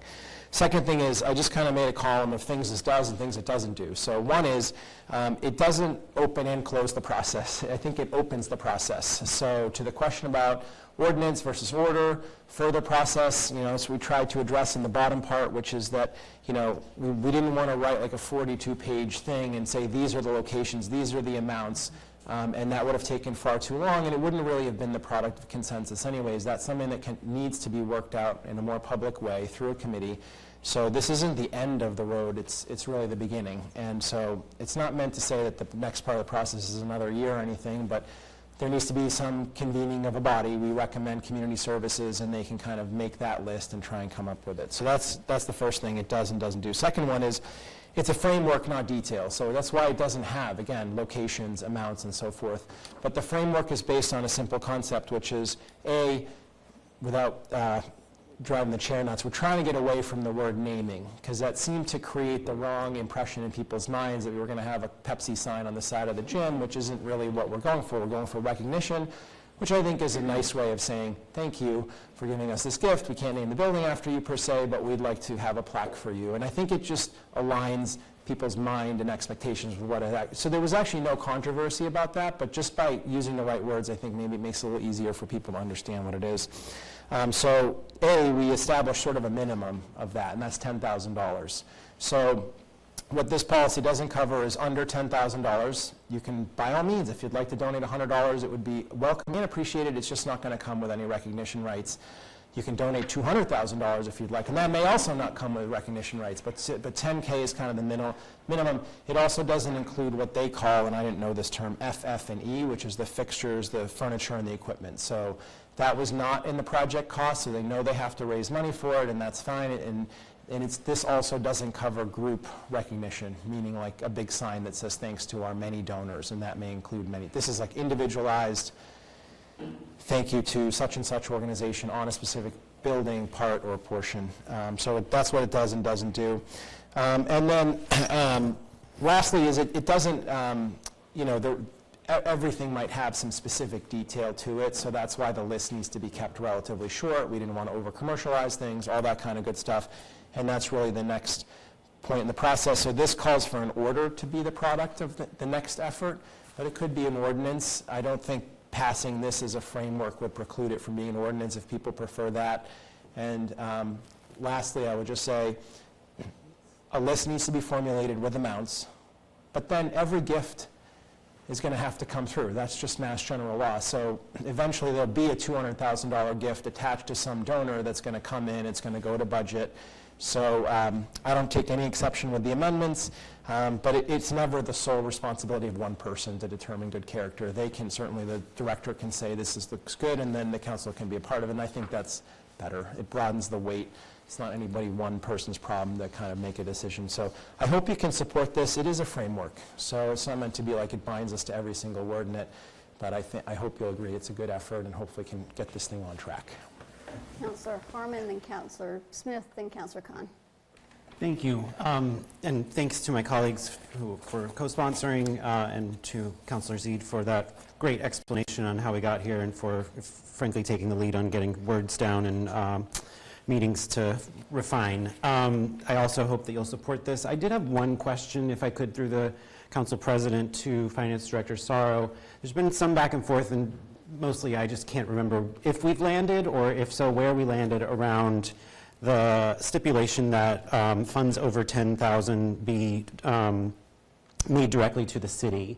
And I know you don't represent the Friends of Port Youth and Rec, but they have been fundraising. So in a situation where they may have received a $10,000 gift that they're holding, this would sort of be at odds with that. But in general, from a financial philosophy, is there a difference in the way that the city receives those monies if they go through a third party like the Friends of group in this case? I think our intention with having everything come through the city didn't prohibit it to go through the Friends first. It was just that ultimately everything comes through us. Obviously, there's different fundraising that the Friends can do that we legally cannot as a municipality. So the Friends can still continue to do their fundraising, and they will turn over to the city for council approval. So just the thought. Just to clarify, so I fall down. The $10,000 can come directly from a gift giver, or the $10,000 can come from the Friends of. Effectively, they're the gift giver because they've received the money. Correct. Okay. Thank you. Councillor Smith. So I have some questions specifically on some of the bullets within the policy framework. So I think in this list, there's a mix of objective and subjective criteria, specifically in bullets 1, 2, 3, 4, 5, and 6. My concern with those is that it's a bit subjective and it's not really clear who it's under the discretion of to determine if something is or is not positive, or if it is or is not tasteful, since that's the eye of the beholder, I suppose. So I'm wondering if we can make some modifications to the language so that it is a bit more objective or a bit clearer on how we address those things, since in my opinion, for example, the recognition cited must be consistent with the building would take care of that. Removing the word tasteful kind of can improve this. And with regards to reputation, I'm not really sure how we can approach that one. Obviously, they should be in good standing, what have you, but we should be clear about what do we mean and how we evaluate that. Thank you. Councillor Khan was next. And then Councillor Smith, was that an amendment you wanted to make? Yes, remove tasteful. Second. Okay. Thank you, Council President. Similar, I have the exact same kind of concerns here. And it actually goes up into the first paragraph, maintaining the facility's public character. Facility having character is unusual, so maybe think of something else. And then also aligning with Newburyport's values. So I'm wondering if it's better to point to a mission statement and an RYS mission statement. So I'm really trying to help, if there is something that has more guidance structured around that, because it is very vague, and it sounds a little bit like Newburyport has a brand or a value that, at least I don't know where that's written or what we mean by it, so it's very vague. But going under the policy framework, what I would suggest is that, we really, what's the intent of bullet 5? And I think what we're trying to maybe say here, and I don't mean to put any words in the sponsor's mouth, but I mean, are we trying to really be mindful of anyone who's controversial, or maybe if there's a way we could look and see what we're trying to prevent, and then think of a way to accomplish that with what is it that would be the criteria of who's a good sponsor and who's not, because that's exactly what that bullet sounds like, which I'm not sure if that's really what we want to do here. So I think to keep order, we should vote on the First Amendment, and if that amendment doesn't pass, then we can go to the Second Amendment. So The First Amendment was what we first see here. Okay. First Amendment was to, in bullet point 5 under policy framework, add as determined by the NRYS director. It's partly responsive to some of the things that have been said. Also part of that amendment, just adding an plural to ordinances in the final bullet point under policy framework. And the third part of the amendment is under approval process, changing specified value but doesn't have authority to specified value but don't have authority. So I would suggest that those last two are just Scrivener's errors that we can correct, and then the first one would be the amendment that's on the floor. Correct. That's great. All right, so discussion on that amendment. All right, all those, Councillor Z. Yeah, so just to not try and short circuit the debate, but to try and keep moving, I think an amendment in the second order would be fair here if it's related to that one. Okay. So let's just strike that one, and if I get a second, I'll be happy to speak to. I want to, so on the amendment specifically of striking it, I personally don't want to get mired in this, because it's not as critical as it sounds. I understand what folks' question are about the subjective nature of it, but the answer is who decides what's tasteful, who decides it's the process. So the process is an amalgamation of people leading to here, where 6 people say we accept the grant or the gift, and that's the final arbiter of that. So it's 11 voices speaking on behalf of the residents saying it's tasteful and what have you, but I just think that's baked into the process. So whether it's written here or not, when the gift comes in, this body has to accept it. If we don't like it, meaning we as a 6 out of 11, it's not getting accepted, and the arguments will have to be made on the floor. And unfortunately, a lot of this is how it works, and if we start to slide into an objective argument, we will never finish this, because how could you possibly guess every application or grant you're going to get? So I'm willing to just say, let's just strike it instead of adding that, and then I'll motion to strike it after. We're striking the sponsors bullet? Yeah, just strike it. Thank you. It's okay. I think it's fine. Striking both bullet points or just the one? What's both? Sorry. Oh, the sponsors. In recognition, signage must be tasteful. And if I want to stay on this to be fair to the motion, so let me just do that one first, and it's germane to yours, so I think it's fair as a second order amendment. Yep. And then we can deal with the other two. Striking the 5th and 6th bullets? Just the 5th for now. Okay. So that's an amendment on your amendment. Just speaking to that, yeah, I think that makes sense. And again, the final arbiter, if, name your most, nastiest potential, which there's lots of them, and we would say, yeah, no, we don't want to accept that. I don't doubt that will ever happen, but I think this cleans it up and it's consistent. We'll have the final call. All right. Further discussion on deleting the 5th bullet. All right. All those in favor of deleting the 5th bullet say aye. Aye. Okay. So the next one was the 6th bullet. Strike tasteful for the 6th bullet, as recommended by Councillor Medina Smith. Second. Can we add to that, changing character in the last sentence of the first paragraph to nature? I mean, we're trying to reflect that the building is a public building. We're not talking about character in this sense. It's just that it's a public nature. Replace public. Public purpose? That's better. Like purpose. Public purpose. Yeah, purpose is great. All right, so public purpose in the first, and then tasteful is gone in the sixth. Further discussion? All those in favor of those two amendments, say aye. Aye. All right. Are we still working on values up there? Okay. Values is gone, so. All right. Motion to approve the order as amended. Second? All right. No further questions? Councillor Nicotic? So during the committee meeting, I had a couple of questions which may not really have bearing on the amendment itself, but I think it's would still be interesting if the information were available. The Port Youth and Rec Foundation has a page where they talk about money that's already been committed. So it's not clear to me. Some of this is like for the Institution for Savings, the Eric Kellyan Foundation. So sources of funding that have been committed to the city already.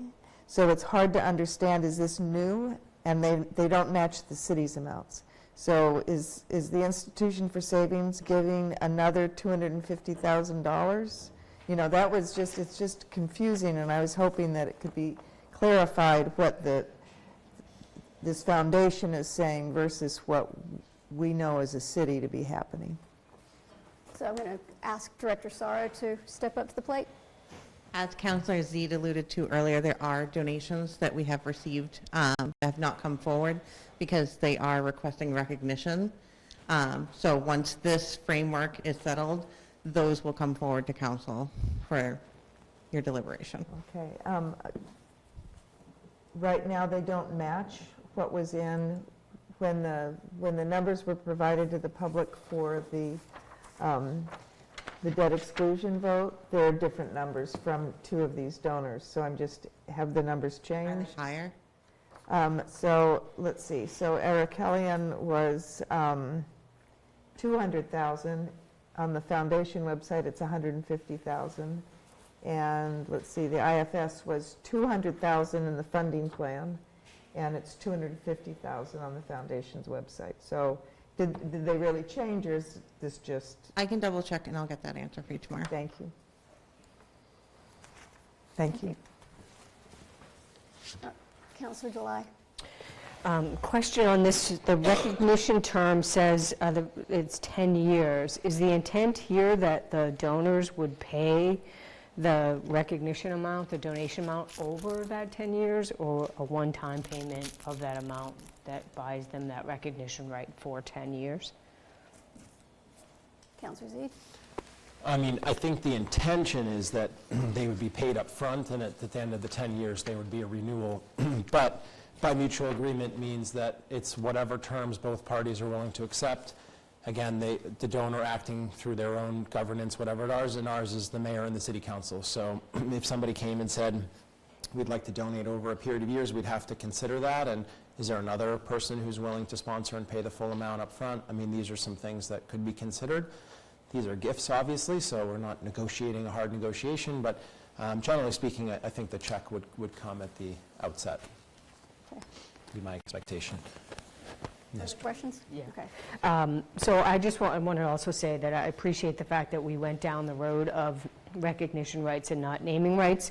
Naming rights to me has a very specific definition that generally would, you know, I would expect a donation in the amount of 50% of the cost of the facility that would come with naming rights. So I'm glad this is recognition and not naming rights.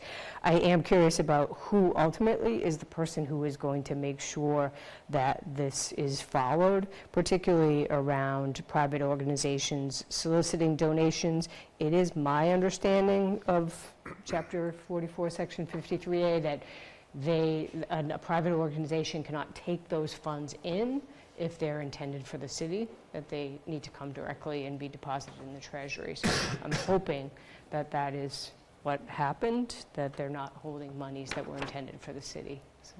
There's a list now. Okay. I yield. Councillor Smith. So kind of piggybacking on Councillor July's point on the 10 years. So there's a second statement around renewable upon mutual agreement, additional contribution. In the approval process, we mentioned we're going to have a list of spaces and dollar values associated with each. Will that also include renewal amounts, or will we cross that bridge later down the line, or when should we establish what those contributions should look like for renewals, whether it be maybe 8 years down the line, and should we specify when we need to do that? I'll take that one just for the sake of giving Councillor Zede a break. I don't think it's been defined. I think the expectation is that the next step in the process is that something comes in through community services. I would encourage everybody whose interest has peaked this evening to participate in that process. So we could have done some of this then, but I think that order defining the spaces will be an opportunity to also contemplate the expiration. And discussing this with the administration, we felt like 10 years was a pretty good benchmark for both useful life of the building. There would be an opportunity for an upgrade to something, or a refresh of something physical in the building, which might be a good time to think about it. But we did not get that far along in terms of defining what a process would look like. Yep. Further questions? Councillor Khan. Yeah, sorry to belabor, this should be, I hope, the last one, but really it's the approval process, the council order and mayor's approval of the list and naming the nameable spaces. So I'm assuming while we have some money, that'll be coming in our next meeting, or before, because I haven't seen that yet, so I'm guessing that has to happen and then we can accept. Is that the process? Okay, great, just wanted to clarify. Thank Just you. first, the money comes next. Okay. Further questions? All right, motion on the floor is to approve as amended. All those in favor, say aye. Aye. Opposed? All right. Councilor Cameron, anything else? Thank you. So our next meeting, we're going to reschedule because of the President's Day. It's not a presidential day, it's President's Day. So that's next Monday. So we were going to go to Tuesday at 5 o'clock. We have one appointment, so it'll be a very quick meeting, and I think we'll be out of anyone else's way if anyone else needs to reschedule because of the Monday holiday. Thank you. All right, from general government, motion to receive and file communication 689. Second. So this was the communication that we got from the city clerk regarding the first 2 quarters of the fiscal year. The bulk of our conversation actually was around the parking tickets and the number of parking tickets issued versus parking tickets paid. It's an interesting ratio. It does seem that people will actually collect their tickets before they pay, and they pay them in bulk. So, who knew? But yes, it is an interesting ratio when you take a look at it. We did ask the clerk if there was any more information she could get us on that, and she said she would look into it. But yeah, paying in bulk. Parking ticket hoarders. The other few items that we discussed, since we had the discussed DPS and parking tickets from the recent snow, and whether there are opportunities to change it to DPS and maybe the police helping out on parking tickets. So that's a discussion that thought we might be able to include in the next year's snow and ice plan, something to start getting that conversation going next year. And then the last item was a clarification on one of the items we had that Councillor Zede wrote. It was about the block parties and whether the intention of the ordinance that was going to have the clerk's office approve block parties, road races, multidisciplinary races and such. And the intent was for the clerk's office to work on all of those, but they have only for the last year been working on block parties. Hopefully, once we get a little bit more people in the office, we can sort of do a little bit more with the block parties and do races as well. But the clerk was a bit more concerned about the safety aspects and not having the opportunity to go through all of the permits as thoroughly as they needed to be. So with that being said, that was the general government in a nutshell, and we did vote to receive and file 689 as a vote of 3-0 to the council. So, discussion, questions? All right, all those in favor of receiving and filing communication 689, say aye. Aye. Opposed? All right. License and permits. Yes, thank you, Madam President. We did meet on February 4th. While we didn't have any applications before us, we did engage with Clerk Sullivan about the relevant ordinances and procedures that go along with license and permit approvals. The committee will be, in addition to taking action on the applications before it, the committee will also be looking to work on ordinance amendments and revisions to look at some of the ordinances that might be outdated, or perhaps consolidating ordinances for like groups of applicants, and also to look at the applications as well to streamline the applications for the benefit of our applicants, and hopefully to eventually get those applications online as part of OpenGov. And we do have a meeting on the 17th of February, that's Tuesday, but it's at 6 o'clock. Thank you, Councillor Delay. Planning and Development, Councillor Harmon. Thank you. Motion to approve appointment 621, Amber Barberi to the Fruit Street Local Historic District Commission. Second. Thank you. So we did meet Ms. Barberi in committee. She is active in the community. The whole family is involved in performing arts, but also she is a history buff along with her son, has been tracing her ancestral roots and Native American heritage, and has apparently taken all the tours available by the Museum of Old Newbury, and particularly fell in love with Fruit Street on an architectural tour. She doesn't have a professional background in history or architecture, but she is an HR professional and executive, understands the value that of the boards and commissions and volunteering for the community. We did take public comment from Joe Carper, the chair of this commission, who wholeheartedly supported the appointment and thought sure her HR background would bring some skill set to the commission for working with members of the public and the commission as well. So this was approved 3-0 out of committee. Thank you, Councillor Harmon. Discussion? Roll call. Councillor Harmon? Yes. Councillor Khan? Yes. Councillor Nikotich? Yes. Councillor Smith? Yes. Councillor Track? Yes. Councillor Zede? Yes. Councillor Callahan? Yes. Councillor Cameron? Yes. Councillor Delay? Yes. Councillor Hall? Yes. Councillor Shan? Yes. 11 yes, motion passes. Motion to approve appointment 622, Reese Champetti to the Conservation Commission. Second. Thank you. Reese, whose name may be familiar to you because his dad is Rob Champetti, the chair of the ZBA, is a lifelong resident, developed a love of science and coastal ecology growing up here in places like Maudsley, Joppa Flats, and Plum Island. Is a graduate of BU in Bachelor in Marine Science, and is currently studying for a Master's in Integrative Biology at UNH. He just wants to serve his community and thinks that science often gets trapped in an academic bubble where it will be an opportunity for needed communication with local communities to refine what he's studying, but also maintaining the needs of the people in the community. We had public comment from Director Port because we had a CONCOM meeting following our meeting, and we encouraged Reese to attend that. He has not attended any meetings to date. We did approve him 3-0. Thank you, Councillor Harmon. Discussion? Roll call.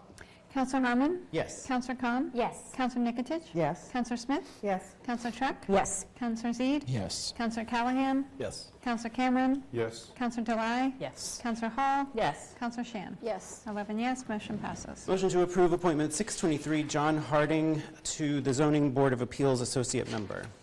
Second. Thank you. John is a 5-year resident of Newburyport, an architect by training, has worked in real estate development and real estate consulting.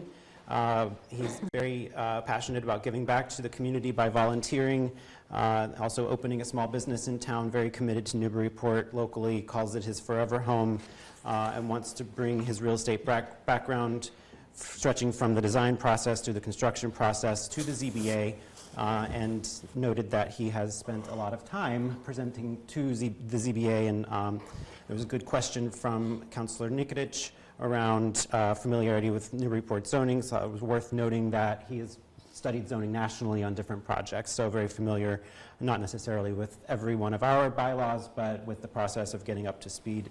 We voted 3-0 to approve. Thank you. Discussion? Roll call. Councillor Harmon? Yes. Councillor Khan? Yes. Councillor Nikotich? Yes. Councillor Smith? Yes. Councillor Track? Yes. Councillor Zede? Yes. Councillor Callahan? Yes. Councillor Cameron? Yes. Councillor Delay? Yes. Councillor Hall? Yes. Councillor Shan? Yes. 11 yes, motion passes. Motion to approve 27, Gregory Bennett to the ZBA. Second. Thank you. Mr. Bennick has served on the ZBA for the last 5 years, has lived in Newburyport since 2018, is a land use and environmental and energy attorney for over 40 years, has enjoyed serving on the ZBA so far, and is impressed by our community involvement and participation. He believes Newburyport zoning strikes the right balance between the rights of landowners as well as our community interests and need for historic preservation. Believes that we have a competent ZBA and looks forward to continuing to work with the members of that board. Approved 3-0 out of committee. Thank you. Discussion? Roll call. Councillor Harmon? Yes. Councillor Khan? Yes. Councillor Nikotich? Yes. Councillor Smith? Yes. Councillor Truck? Yes. Councillor Zede? Yes. Councillor Callahan? Yes. Councillor Cameron? Yes. Councillor Delai? Yes. Councillor Hall? Yes. Councillor Shan? Yes. 11 yes, motion passes. Motion to approve appointment 628, Rob Ciampetti to the Zoning Board of Appeals. Second. Thank you. For those of you who haven't, I think everybody's probably met Rob. You know how much of a challenge it was for me to distill his interview into a short paragraph. Rob has lived in Newburyport since 1995, raised 2 kids here. We talked about Reese earlier. He can measure the time that he's been on the ZBA by the age of Reese, who was born when he was first appointed to his first term on the ZBA in 2002. He serves with great pleasure, and it shows, dealing in a range of issues like historic preservation, protecting our architectural heritage, environmental stabilization and preservation, and a housing crisis. Means there's no shortage of work before the ZBA. He was reflective about the many years that he served in this capacity around the changes in our community over that time, identifying areas where he thought the ZBA got it right and where he drives by now and feels like there was something that they could have learned from and would do differently in the future. I'll stop there and see if you have any questions. I've got a lot more material. That was approved 3-0. Discussion? Roll call.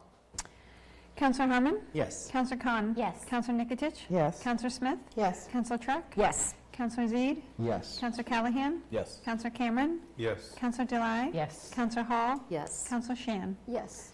11 yes, motion passes. Motion to approve appointment 629, Ken Swanton, also rounding out our appointees to the Zoning Board of Appeals. Second. Thank you.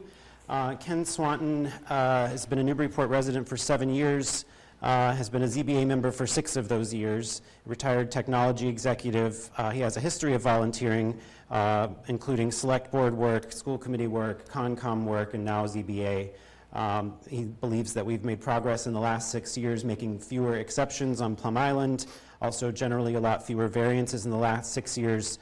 He's not a fan of them because it's not just about how neighbors feel, it's about what makes sense for the city.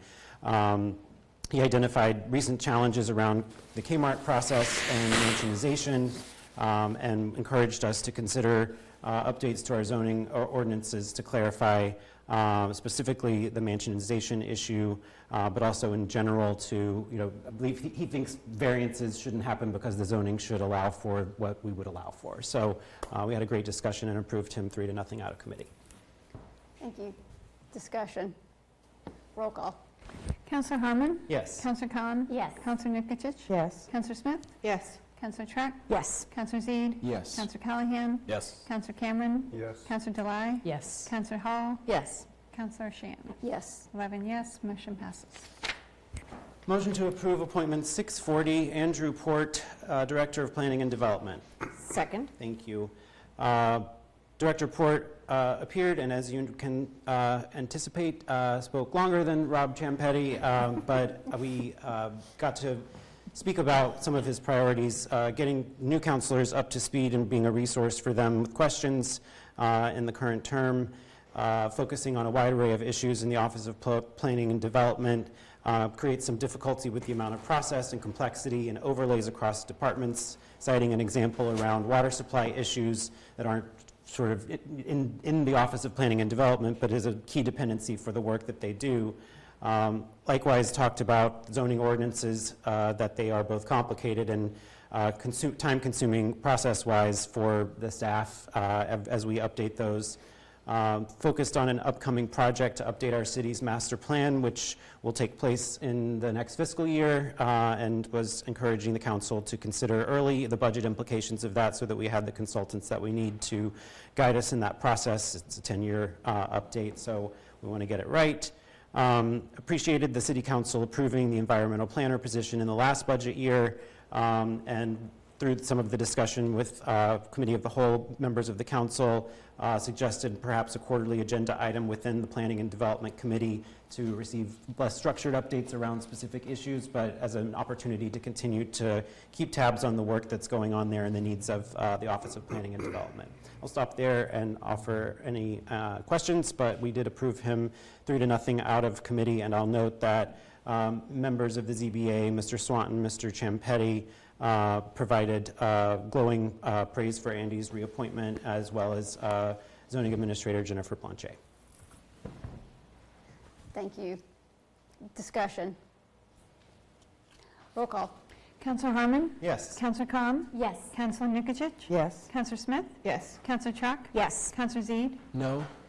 Councillor Callahan? Yes. Councillor Cameron? Yes. Councillor Delay? Yes. Councillor Hall? Yes. Councillor Shan? Yes. 10 yes, 1 no, motion passes. One to go. Motion to approve appointment 641, Greg Earls as the Building Commissioner. Second. Thank you. Mr. Earls has lived here in the 90s and now lives in Hampton Falls, New Hampshire, was on the City Council in this room for 18 years, still considers Newburyport he and his wife's adopted home, having been a legislator in this room but now working in City Hall, believes that he brings a strong perspective to the work that he does. In particular, sees the work of the building commissioner as responsible for making the buildings and structures safe. So it's they do the legwork just even before a first responder needs to show up in a building to make sure that they can do their work.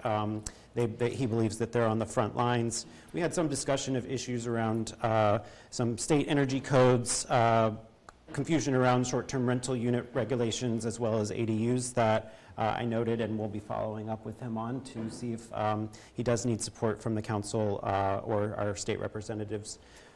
We also received public comment from Zoning Administrator Blanchet, praising the building department, the work under Mr. Earl's leadership. In particular, noted cleanup of some file systems that expedite access to information for residents and others that are in need of it. So we approved Mr. Earl's 3-0 out of committee. Thank you, Councillor Harmon. Discussion. Roll call. Councillor Harmon? Yes. Councillor Khan? Yes. Councillor Nikicic? Yes. Councillor Smith? Yes. Councillor Chuck? Yes. Councillor Zede? Yes. Councillor Callahan? Yes. Councillor Cameron? Yes. Councillor Delay? Yes. Councillor Hall? Yes. Councillor Shan? Yes. 11 yes, motion passes. Motion to approve Ordinance 210, zoning amendment, accessory dwelling unit, ADU, as amended in one reading. Second. Thank you. We had, thank you, Director Port's passing out a visual, and I think we'll also hopefully get it up on the screen in color. But as he does that, first time Karen, and so did not know quite how to anticipate how this process-wise would go, as also a long-standing co-sponsor of multiple amendments on this zoning. I just want to acknowledge that this was an unusual process where a previous council started something that we're asking the current council to pick up where they left off. And I thought we had a really good discussion in committee about the reasons for the amendment in the first place and the additional amendments made along the way, both in 2025 and more recently in the last couple of months. In front of you now is an attempt to sort of spell out and simplify where we made those changes along the way and sort of the substance of them. It's relatively narrow based on the previous zoning update that we did in 2025. But along the left column, you'll see the areas, the sections of the ordinance that were updated. You can see in the first column to the right of that, what was passed in 2025 in the first overhaul. On a particular note, on January 31st, a few days later, the Office of Housing and Livable Communities released state regulations that informed some of the work that we had just completed and called into question our interpretation of the law. So we brought in October a sponsored amendment to try to address those things, as well as a little bit of cleanup. On the 13th of November, we met with a joint hearing with the Planning Board to incorporate their feedback, as well as a public hearing process. And then in front of you now, we have a final recommendation coming out of committee based on our most recent meeting. And this is two-sided, same explanation of the progression. I will note that on the back, the pre-existing non-conforming structures, the two lines there, and the bottom line of the previous page sort of represent the most material change in that progression. You can see, if you follow the top three lines, that it effectively stays the same across the final three columns. And going back and looking, just to zoom out from the words on the page, and we can get back to that, I have a renewed appreciation for how complex the version control is on these things. Even someone who is very, very familiar with it, I was squinting and going, wait, what does this say? And how did we say it? And what did we say here? So just to zoom out a little bit in terms of what came into the packet in January from the previous council, we had met with the planning board. There's a version of that is available in a very consistent with where we landed here, especially on the pre-existing non-conforming structures. Because we were pending legal counsel and had not felt comfortable that we received a clear finding from our legal representative, we felt like the best thing that we could do was to strip out the changes that we had contemplated with the planning board and go with what, we kind of a previous version to that. So what came in doesn't reflect where we sort of finished the planning board process, but where we finished the planning board process actually is very, very, very close to where we're landing with the February 3rd version.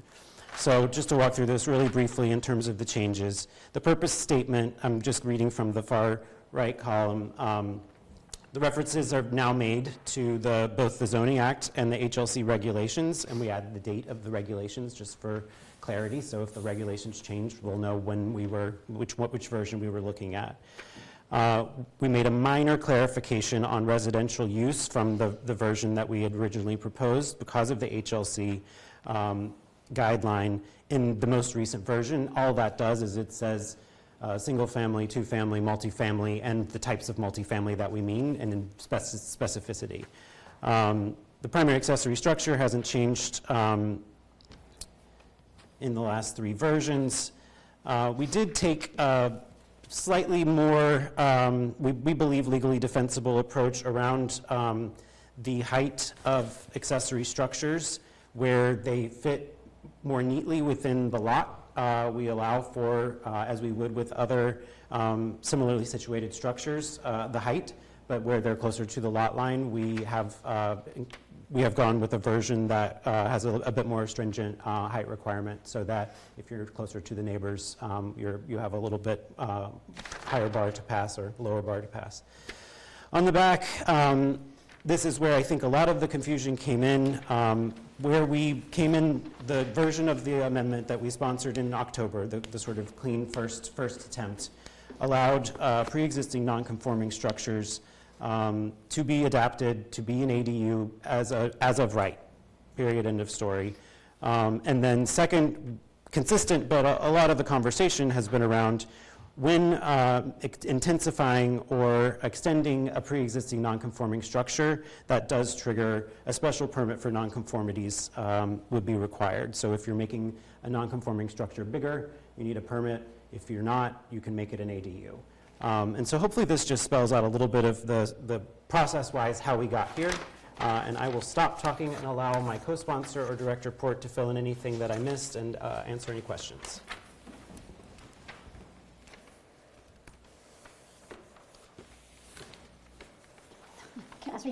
I'm good. I'm only speaking if you want me to speak to something, so yeah. Can I just ask a question to start? So in the final column, the comparison is really to the 10.7 version, not to what the existing zoning is, correct? Like, for example, where it says principal use eligible for an ADU, The law today is the first column, single family only, and the proposal is to change it to the last column, which would be any residential use, correct? So, The law in Newburyport, correct. so when you say any residential use, clarified residential, you're really referring to like a comparison to one of these couple versions, not a comparison all the way back to the beginning. No. Do you want to take this? Yeah, correct. You could read that last column as compared to the first one that says existing zoning. It's on the books today. Okay, so if that's the case, then like when I read the principal use for eligible for an ADU, today's law would say a single family can get an ADU, a two-family can't get an ADU. Correct. Which was a big debate when we did it the first time. Yep. But now, into the last one, it says any residential use, meaning anything is eligible for an ADU. Any residential use that's consistent with the HLC regs. The main clarification, the reason why we had to clarify what residential is because there's a little bit unique section in the residential category of uses in zoning in Newburyport. For some reason, there are some, what I would say, quasi-commercial uses in nature are listed in there. So for instance, bed and breakfast, lodging house. No, my thing is really whether a single family, it's a bigger change when you say a single family can have an ADU, and now a single family, but also a two-family, a three-family, an apartment Again, can. we understand that to be the HLC regs is pretty clearly. Okay, I just want to make sure I'm interpreting this correctly. And then the last one, the pre-existing non-conforming extension, that's essentially no change. I mean, if I'm reading the first column and the last column, they're the same. The last one is the same, yeah. So that's not a change, It's per se. Section 2C, which is the first row there that you're seeing. That's the one where there was most debate about the adaptive. As of right. The adaptive Sure, reuse. but I'm just saying the last one, it says substantive, but that's actually not a change, the last one. We're not changing the law. Okay. I just want to make sure I was understanding correctly. Thank you. Let me just add real quick. So I think the third column with the EOHLC regulations is, I think, where we got a little bit spun up in the process because it's a little bit of a he said, she said between the regs and the law, as well as the interpretation of the regs and how far we could go. So I think you're also comparing that January 31st column to where we're landing as sort of a guiding light, if you will, on how we tried to update these to be in compliance. Further questions? Councillor Smith? I know there was some discussion around what happens if we do nothing with our existing zoning and like given there is deviance between the EOHLC regulations versus existing zoning. Can we talk a little bit more about the implication of doing nothing? I just want to note, I think new council may wish to make a comment in a moment, if that's all right. If that's all right with the council. Welcome. With that being said, just because I don't want to forget that, I guess there's a sum result. We have Jennifer Arblache, our zoning administrator here. I guess the sum result is we would have, depending on where you go with this, we would have certain provisions on the books that could not necessarily be enforced as they're written. And so it would not be, what I would say is it would not be reasonable to expect the zoning administrator to enforce provisions that are essentially deemed inconsistent with the state statute. So while we've had exchanges with legal counsel, we would continue to do that on applications coming forward. We would know either definitively or in some cases with consultation that some of those provisions, even though we have them written in the books, could not be enforced as such. So it would make sense to update the code, of course, rather than, unfortunately putting our zoning administrator in the position of having to ignore something temporarily while we still try to catch up with it in the ordinances. Yeah. Councillor Nicholson? So, my understanding, and maybe this would help with some councilors, is that even though now we need to allow for accessory dwelling units on 2 families, 3 families, multifamily buildings, it's still only 1 ADU allowed per property. Correct. So it's not like you have a 2-family, now you're going to have 2 ADUs. So if that could just be, my understanding can be confirmed. 100% confirmed, that's correct, and that was carried through from the original discussion going back to last year. That has been maintained as a limitation, 1 per lot. Yep. Further questions? Councillor Zede? So I'm just going to speak on the substance of the matter. It's not like a pleasure thing or enjoyable, but a lot of my comments mirror what I said when this passed in the first place, which is that the sponsors have clearly done a tremendous amount of effort to thread the needle with the AOHLC. My problem is more philosophical, which is exactly the same thing I said the last time, which is we've pierced the veil of local control, and now we're slowly walking more towards state-level zoning, which is really unfortunate. It's really unfortunate, especially for my ward, which I'm here to represent. Different wards have different considerations for the amount of space they have, parking, all of those different things.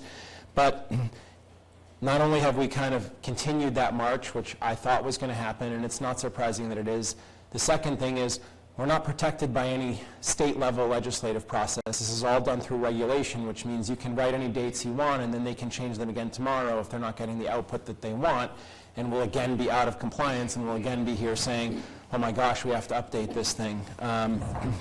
The third thing is really that some of these changes were some of the most controversial parts in the first place. I respect the Ward 2 councillor's clarification that 2 still equals 1 and 3 still equals 1 and so forth, but if you think about it from a base level zoning, if you have an R2 district and you have a 2-family and they add an ADU, you've now pierced that and made it an R3, which didn't get the same level of process and deliberation, I think, in sort of an unfair way. So that's always been a concern of mine, and I understand the arguments around ADUs, I understand the desire to have them, I understand all of those things. Again, every ward is different. I think some have the capability and capacity to support these better than others. Mine is not one of the ones that has that, especially, I mean, so that can be discussed. The as of right conversation was another big one. Special permit required for accessory structures, and then combined with a change in essentially the dimensional standards. It's just all the ways that you would loosen it if you wanted to get more of them, which is, you know, if that's your public policy goal, I get it. It makes perfect sense to vote for this. I didn't support it in the first place. I won't support the amendment. I am aware of the risks and understand about the non-compliance thing, but EOHLC also needs to have some guardrails, and who protects us from them changing the regs anytime they want on anything, which also includes how we count our SHI and so many other things. So sometimes you want to make that statement, and that's the statement that I'd like to make tonight, and that's the reason why, even if I'm one alone, I will vote no on this amendment. Thank you. Thank you, Councillor Zede. Councillor Harmon. Thank you. Just to respond, I fully appreciate my colleagues' frustration. I have both process-wise and the sense of losing local control. I think it is understandable. It is a conversation I expect we will invite our new council up to discuss the other communities that she's seen in Massachusetts that are having the same frustration. I do think, if it is of any consolation, the part of why we ended up with a little bit of a confusing meeting is that we tried at times to take a bit more conservative approach. We tried to take an approach that sort of pushed back a bit on behalf of Newburyport, and in the end, we're compelled to put this version forward to the council because we think it is the most legally defensible. I am a huge proponent of ADUs. I wouldn't have spent 18 months of my life working on it if I didn't believe in it as a tool to combat a real need for housing and particular kinds of housing. So I am understanding of my colleagues' feelings and frustration. I hope that we will get the votes to pass this, because I think ultimately I believe this will do more good than harm for the community. And so I'll invite, through the chair, if you will, Nina Pickering Cook. Thank you. Thank you again. Good evening. We are trying to get up to speed on this stuff very quickly. Andy has been wonderful in helping us grapple with this stuff that you've been dealing with over years at this point. Councillor Harmon is absolutely correct. We have a number of different communities that are chafing against the regulations and, frankly, the perceived or actual inconsistencies between the regulations and the statute. Some cities and towns are taking a more affirmative or aggressive approach than others. I don't think there's a right or wrong way to do this. It certainly depends on your particular community, the needs, the housing needs of your community, and the appetite for that risk. I will say, when we talk about non-compliance with state law, I think many cities and towns, in the context of the MBTA law, hear that we're not in compliance, and it gets them very worried that all of a sudden you're going to have penalties imposed on you. or the AG is coming after the city or town. The state has been very strong in their support of ADUs and expanding the use and allowance for ADUs, but we have not seen legal steps as far as going after cities and towns for adopting ordinances that may be not in compliance with the EOHLC regulations. The Attorney General's office, of course, can review local towns' bylaws, so the state has a measure of review that's built in that form of government that is not there with city ordinances. All of that said, my partner Mina has spent time with your planner over the past week talking about this issue. It's something he's wrestled with quite a bit on behalf of Lexington. I think where you landed with the pre-existing non-conforming language that's up on the screen, we were quite comfortable with this approach. Again, I think, as Councillor Zede said, it does thread a needle here. That's not the easiest thing to do. I would propose a slight wording amendment that the planner and I just discussed, and I just noticed as I was sitting here today. Again, sorry, we're getting up to speed very quickly. So I don't know, Madam Chair, how you would like me to present that line amendment. Just tell you. Sure, go. Great, Madam President, sorry. What I would say is in 2C, where it says use or alteration in conformance with current dimensional controls of a pre-existing non-conforming, I would say lot or structure. Again, I think the intent is for this to apply to any non-conformity, whether it's the non-conforming lot or structure. Those are two different things legally. And then I would have a period after the last sentence where it says be allowed as of right. I would just have a period there and strike notwithstanding.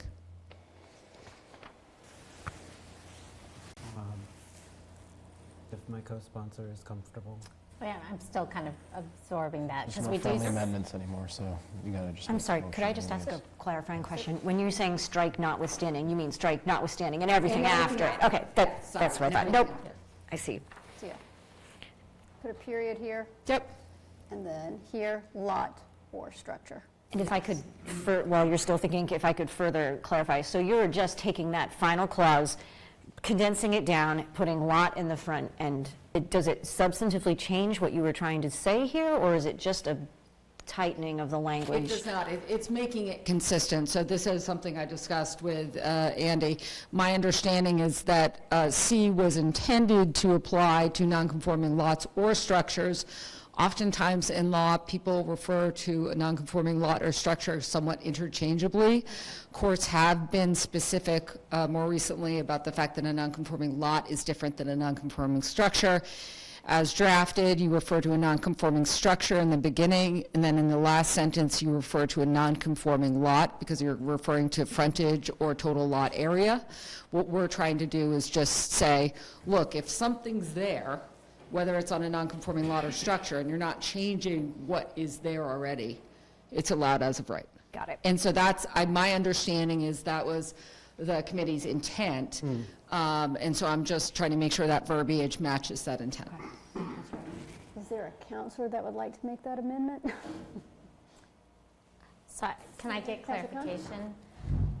Use or alteration in conformance, I'm looking at the beginning of it. Use or alteration in conformance with current dimensional controls of, right? So that first part is talking a use or altering current dimensional controls of a pre-existing, and so the lot controls, so we're talking about if you alter a lot as well? I'm just trying to understand the structure. We're saying this applies if it's a pre-existing non-conforming lot or structure. So you can have a pre-existing lot which doesn't have adequate frontage or lot area, or you can have a pre-existing non-conforming structure which is a shed that is right at the setback, but you have plenty of lot area or frontage. So those are two separate non-conformities. my understanding is the intent of the amendment is to ensure that anything that is currently there as a nonconformity, whether it's lot size or structure, it is now allowed as of right, as long as the physical components of the property aren't changing at all. Okay, I mean, I think that, yeah, I mean, we can have Director Porter give some explanation on that, because I'm looking at structures from the perspective of what we're going to have trigger, whether it's conformance or extending a nonconformity or not, from a lot perspective. And that's what I'm trying to understand, if you're changing or altering a lot for, let's say, a detached, and this is where I'm getting a little kind of confused. So that C wouldn't come into play at all for that, as I understand So, it. yeah, so well, then that's actually, I think, to your point, your question, maybe, I was, as you were explaining that, I was thinking of the scenario in which someone comes in and says, I want to alter the lot, right? As opposed to altering the structure itself. I think, and Jennifer maybe want to speak to this as well, I don't know, but when we were looking at C here, I think we were contemplating primarily situations in which the structure was non-conforming, perhaps, but it's also on a lot that's non-conforming, and essentially nothing's physically changing necessarily on the lot. It's really just adaptive reuse, which is the term I've, sort of applied here, but adaptive reuse of that existing structure. It happens to be on a non-conforming lot. Everybody in the neighborhood's already used to that scenario. So therefore, the fact that the lot is non-conforming shouldn't add anything else to the equation and the analysis, essentially. So we had drafted it this way. I don't know if Jennifer has any desire to comment on that, or you, zoning administrator was the person who's got to deal with most of the applications coming in, of course, so. I believe I believe the sponsors, with our support, the intent in C was to mirror the language that exists in 40A for single and two-family nonconformities and the protection that they were allowed. So you could make a by right expansion to those. That was what was in Right. C. Notwithstanding the fact that the lot was non-conforming. Right, and that's why that final verbiage in C. And then D contemplated an expansion to an existing nonconformity. So it's mirroring the single and two-family language in 40A. I 100% appreciate that. I would submit to you that 40A Section 6 might be the worst single statute written in the entire general laws. So I'm not sure we want to follow that. So I think, again, I think 40A Section 6 will speak of both lot and structures in different ways. Courts have interpreted them in a whole host of confusing ways. I think in order to avoid that ambiguity and to get at the goal of, if nothing physically is changing, we should add lot and structure for C, and then D is triggered when there is a physical change. Councillor Zede. Well, I guess I can pause. Do we want to get that amendment on the floor so we can Right. debate the Is amendment? there someone that wants, Councillor Yes. Track, do you want to make the amendment? I will. Motion to amend as council suggested. Can I You have just it. say it that way?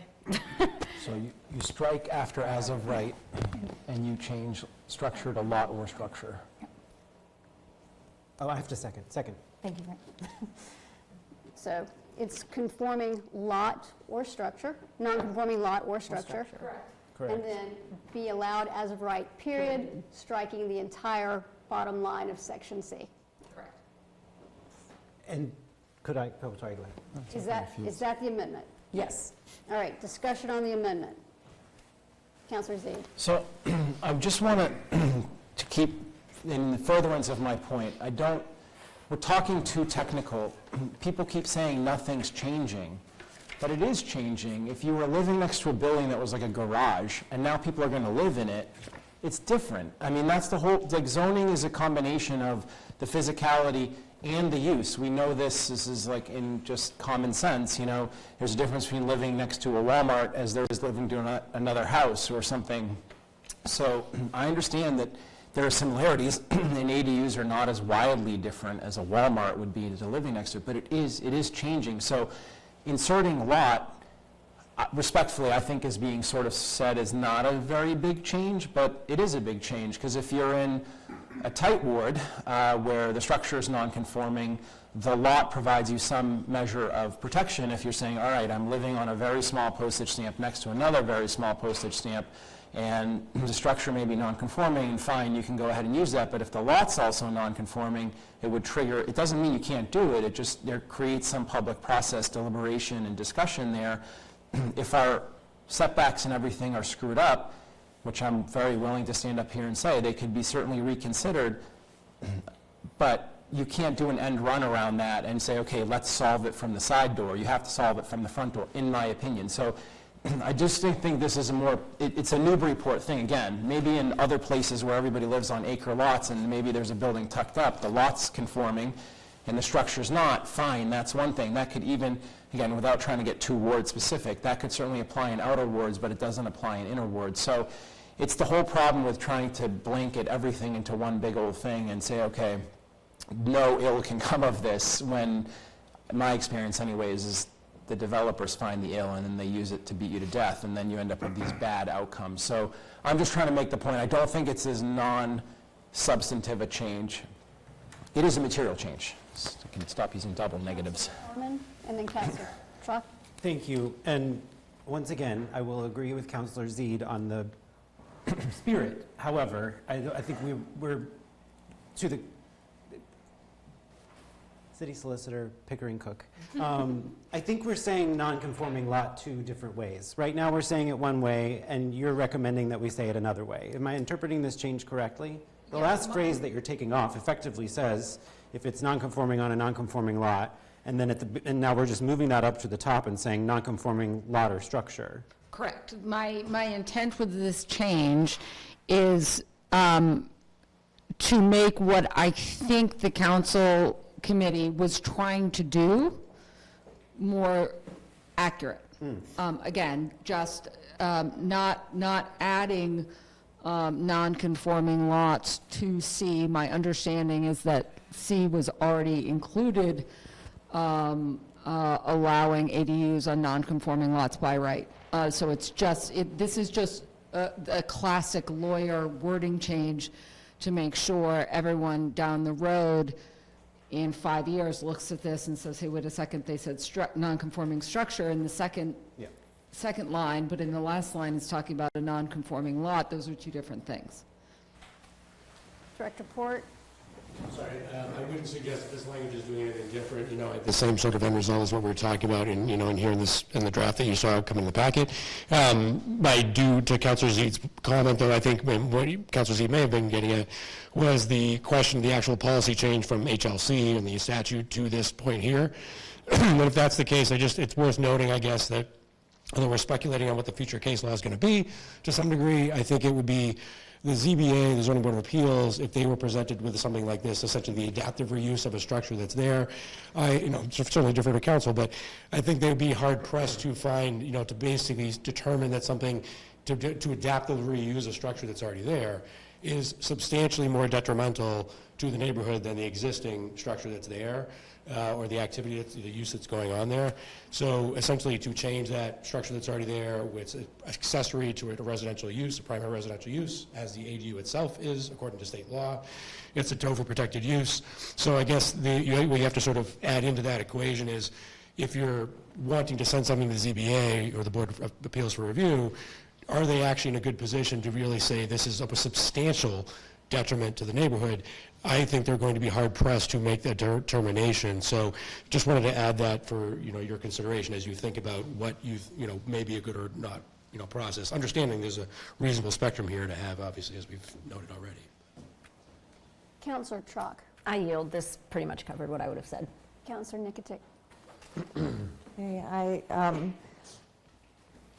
I hope that Director Port can clarify what he just said, because one of the things I've been hanging on to is that in the South End, in the ward, one councillor's ward, in my ward, where these really are critical quality of property ownership and life issues, I thought that 2D would, in you know, in these tight lots, these non-conforming lots, would at least create a special permit situation where it could be determined that it was substantially more detrimental. And Director Port, are you saying not really? Sorry, just to clarify, what I'm referring to is in C, where it's actually just at the beginning of the paragraph, the use or the alteration that is not doing anything more non-conforming in nature. That would be considered the as-of-right path, because you're making adaptive reuse, and I think it'd be hard for, in my opinion, the board to make a determination that making adaptive reuse is substantially more detrimental to the entire neighborhood, not just to say one abutter. In the case of D, it still does, and it would here, require that special permit for nonconformities, the board review, because you're making an alteration that does extend or make some further intensification of that nonconformance. So in wards 1 and 2, would you guess that most ADUs, detached ADUs, would fall into the category of a extension or intensification of a nonconformity, and therefore would require a special permit? The question is, are they making any physical alterations that are extending it? I guess in the scenario you're describing, I guess, is it that they're altering it physically? They're either altering an existing accessory building or they're adding one.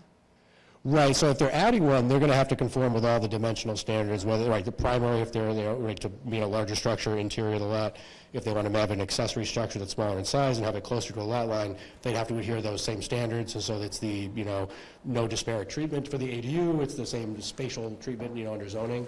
But again, C is just saying if you're adaptive reusing something that's already there. D is talking about if you're actually going to extend or alter that in a way that makes it more non-conforming.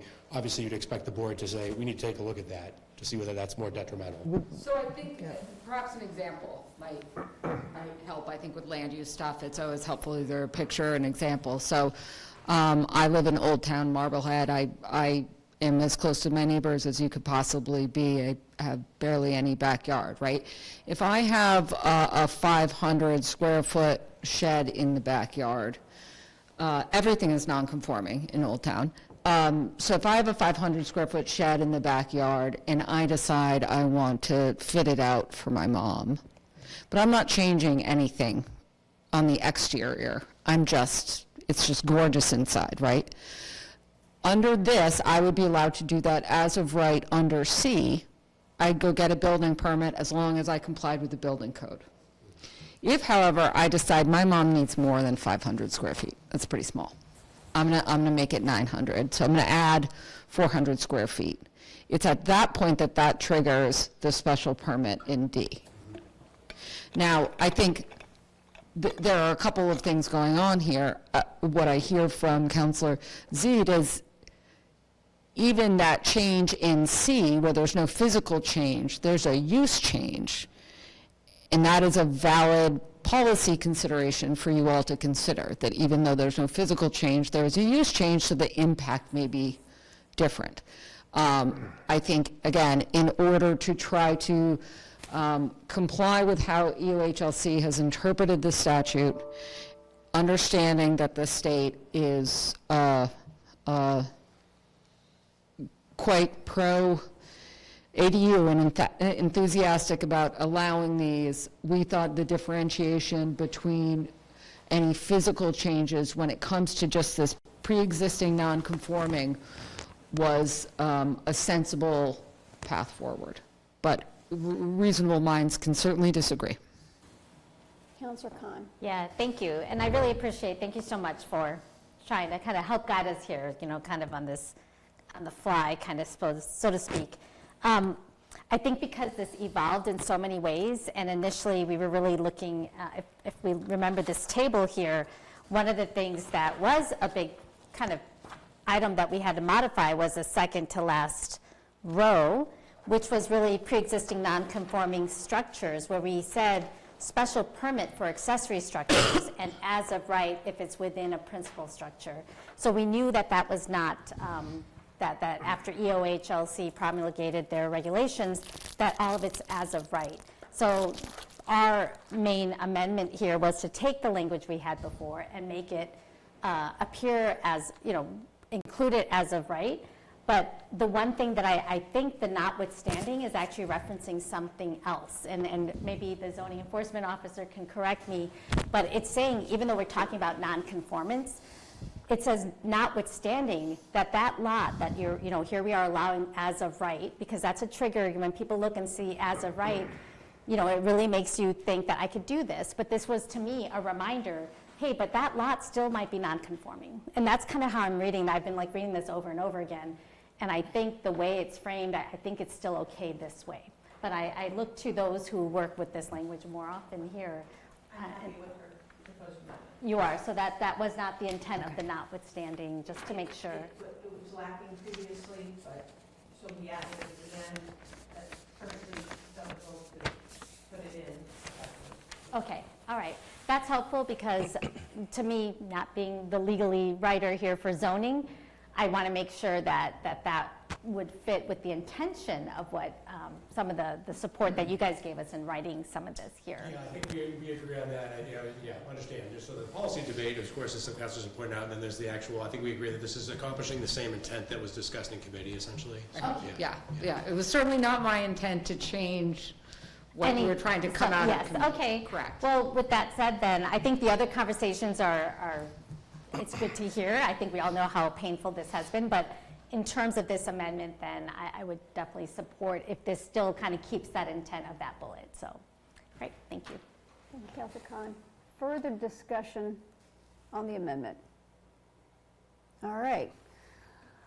Roll call on the amendment. So roll call on the amendment. Councilor Harmon? Yes. Councilor Khan? Yes. Councilor Nikotich? Yes. Councilor Smith? Yes. Councilor Track? Yes. Councilor Zede? No. Councilor Callahan? Yes. Councilor Cameron? Yes. Councilor Delay? Yes. Councilor Hall? Yes. Councilor Shan? Yes. 10 yes, 1 no, motion passes. The underlying motion is still on the floor. Yes. So further discussion on the whole kit and caboodle here. Councilor Nikotich. So if I am extending this beyond the debate that's allowed, stop me. You're good. When you hear what I'm going to say.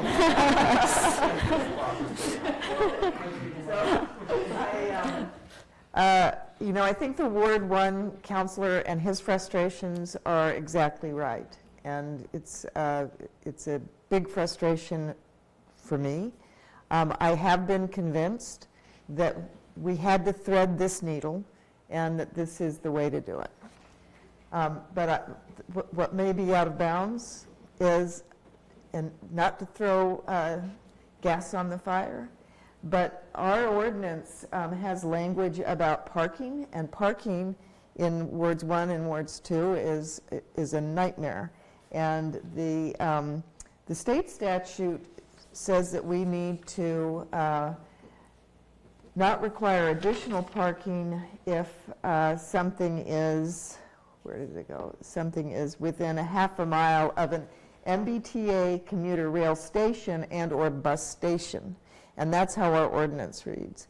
Apparently, HCL has decided that actually means if you're anywhere near a bus stop or a bus route. And that's actually how we're interpreting our ordinance in Newburyport today. So, I think that's dangerous. It's already resulted in an ADU. Actually, I think Lime Street's weird. It might actually be, no, it's Ward 2, sorry. Yeah, it's not that hard. But if this keeps happening, it's really not a good thing for those parts of the city where we already have parking problems. And I just, maybe it's not on the table right now because that's how we're interpreting it here. It's not part of this amendment, but maybe we need to have a conversation with the city solicitor about how we interpret, how far we have to go in interpreting our ordinance the way that HCL wants us to, because it can be damaging. Thank you. Thank you. Councilor Khan. Yeah, thank you, Council President. My understanding is that got clarified in one of the AG determinations, and it was no longer the bus stops. It was an actual stations, and maybe our attorney's familiar with that, but that was something I was monitoring. You're not referring to a court decision, correct? You're referring to an AG's? Yeah, there hasn't been any court decision. The HLC. No, I was referring to the AG's determination on that. I could find and reference and share with you guys, but that was something. I can find out very easily. That would be great. I don't know off the top of my head. That's my understanding. Councillor Harmon? Thank you. Just to quickly address, this was a big topic in round one of ADU zoning updates, and we do have some background with our now previous city solicitor on this. I do recall, as Councillor Khan said, that the flag stops didn't count, but we'll get a clarification on it. I just don't want it to appear as though parking was not thoroughly reviewed and pressure tested as it relates to the dynamics in the more dense parts of Newburyport. I would say also to your earlier comment that if you wanted to propose an amendment, that would be the time to do it. Too big. All right, further discussion? All right. Roll call. Just point of order, I just want to clarify, the initial motion that's on the floor is a twofer. It's a waiver of the rules to pass this in one reading, combined with a motion to approve. So that's what I heard was initially made, and now as amended, I believe. So that's what I heard, which means you do have to vote on the waiver first. Okay. To waive the rules, to waive the second reading, essentially, so, okay. That has to be separate. Okay. Was that your intent? It's not that it's an emergency, but just that it's a waiver of the rules. My intent, yes. Okay. So we're going to do a waiver of the rules first. The rules first. So, waiving the rules. Roll call. Councillor Harmon? Yes. Councillor Khan? Yes. Councillor Nikotich? Yes. Councillor Smith? Yes. Councillor Track? Yes. Councillor Zede? No. Councillor Callahan? Yes. Councillor Cameron? Yes. Councillor Delai? Yes. Councillor Hall? Yes. And Councillor Shan. Yes. 10 yes, 1 no, motion passes. No. Now the underlying motion. Reading. Motion to approve as amended in one reading. Second. Further discussion? Roll call. Councillor Harmon? Yes. Councillor Khan? Yes. Councillor Nikotich? Yes. Councillor Smith? Yes. Councillor Track? Yes. Councillor Zede? No. Councillor Callahan? Yes. Councillor Cameron? Yes. Councillor Delai? Yes. Councillor Hall? Yes. Councillor Shan. Yes. 10 yes, 1 no, motion passes. Hard to believe we're still in planning and development, but I will wrap this up quickly. Our next meeting for all involved will be February 18th. This is a joint hearing with the Planning Board, which is where we will, for the first time, take up the Brown School Overlay District Ordinance as well as the Courts and Lanes Ordinance. Feel free to send me any questions if you're not able to attend that. I would fully expect that at our following meeting on the 24th, those will come back into committee, so we'll have 2 bites at that apple at a minimum. We'll also add on the Brown School letter and the preservation restriction that came in tonight. Thank you very much. Thank you, Councillor Harmon. Councillor Khan, Public Works and Safety. Yes, motion to approve Order 790, poll request on Groff Road. Second. Groff Road. Yes, thank you. So I want to thank my committee members. Public Works and Safety met on January 29th after moving it many times because of the snow. And Councillor Nikotich and Councillor Medina Smith are the members of Public Works and Safety. We also have, and I really thank from National Grid, David Boucher for being here the whole time. But as you guys may recall, on January 20th, we had conducted 2 poll hearings for Groff Road as well as one on State Street. And we also had related to poll requests, what was something carried over from last year with High Street and Woodward Street to have a poll there. We brought and talked about all 3 items. However, what's going to be coming out right now is the poll on Groff Road.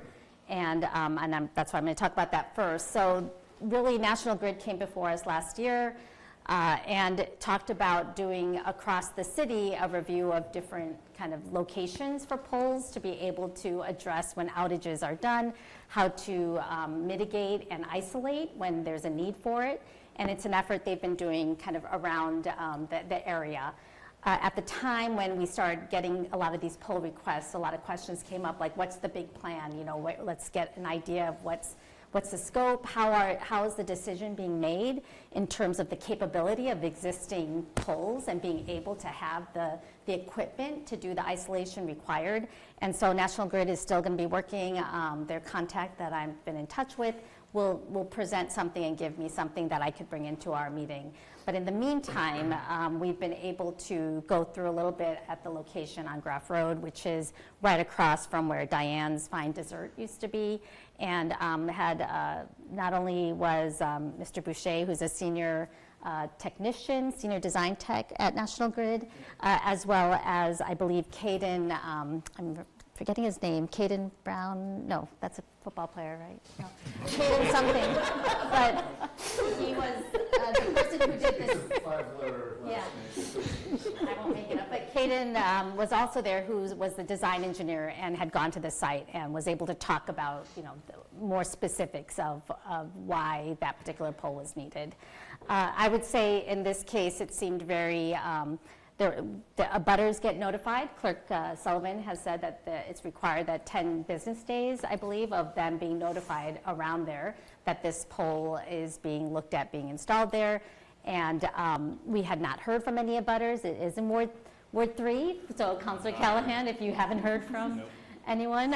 So we, not hearing anything, we had some good questions. I would say Councillor Medina Smith had some questions regarding, you know, if right now there's no sidewalks there, if there is anything kind of improvement for walkability or anything for access, how does it work when poles are placed? And we got a good response from National Grid that they really are consistent with how the other poles are and keep a certain within kind of design requirements of what your distance has to be from the street and whatnot. So there was some, I think some good questions were asked and answered.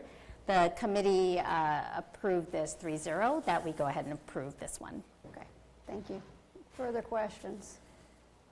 All right, all those in favor of Order 790, the poll request for Graff Road, say aye. Aye. Opposed? All right. Great. So motion to receive and file Order 778. Second. So this is a good example of, I would say, National Grid kind of working with the community, the city, kind of listening, I think, to what the councilors may have said. At the time, maybe in Public Works and Safety, when they talked about the High Street and Woodland Street, Mr. Boucher shared that actually that one is withdrawn, and therefore we should receive and file it because they were able to re-engineer and find the solutions they needed.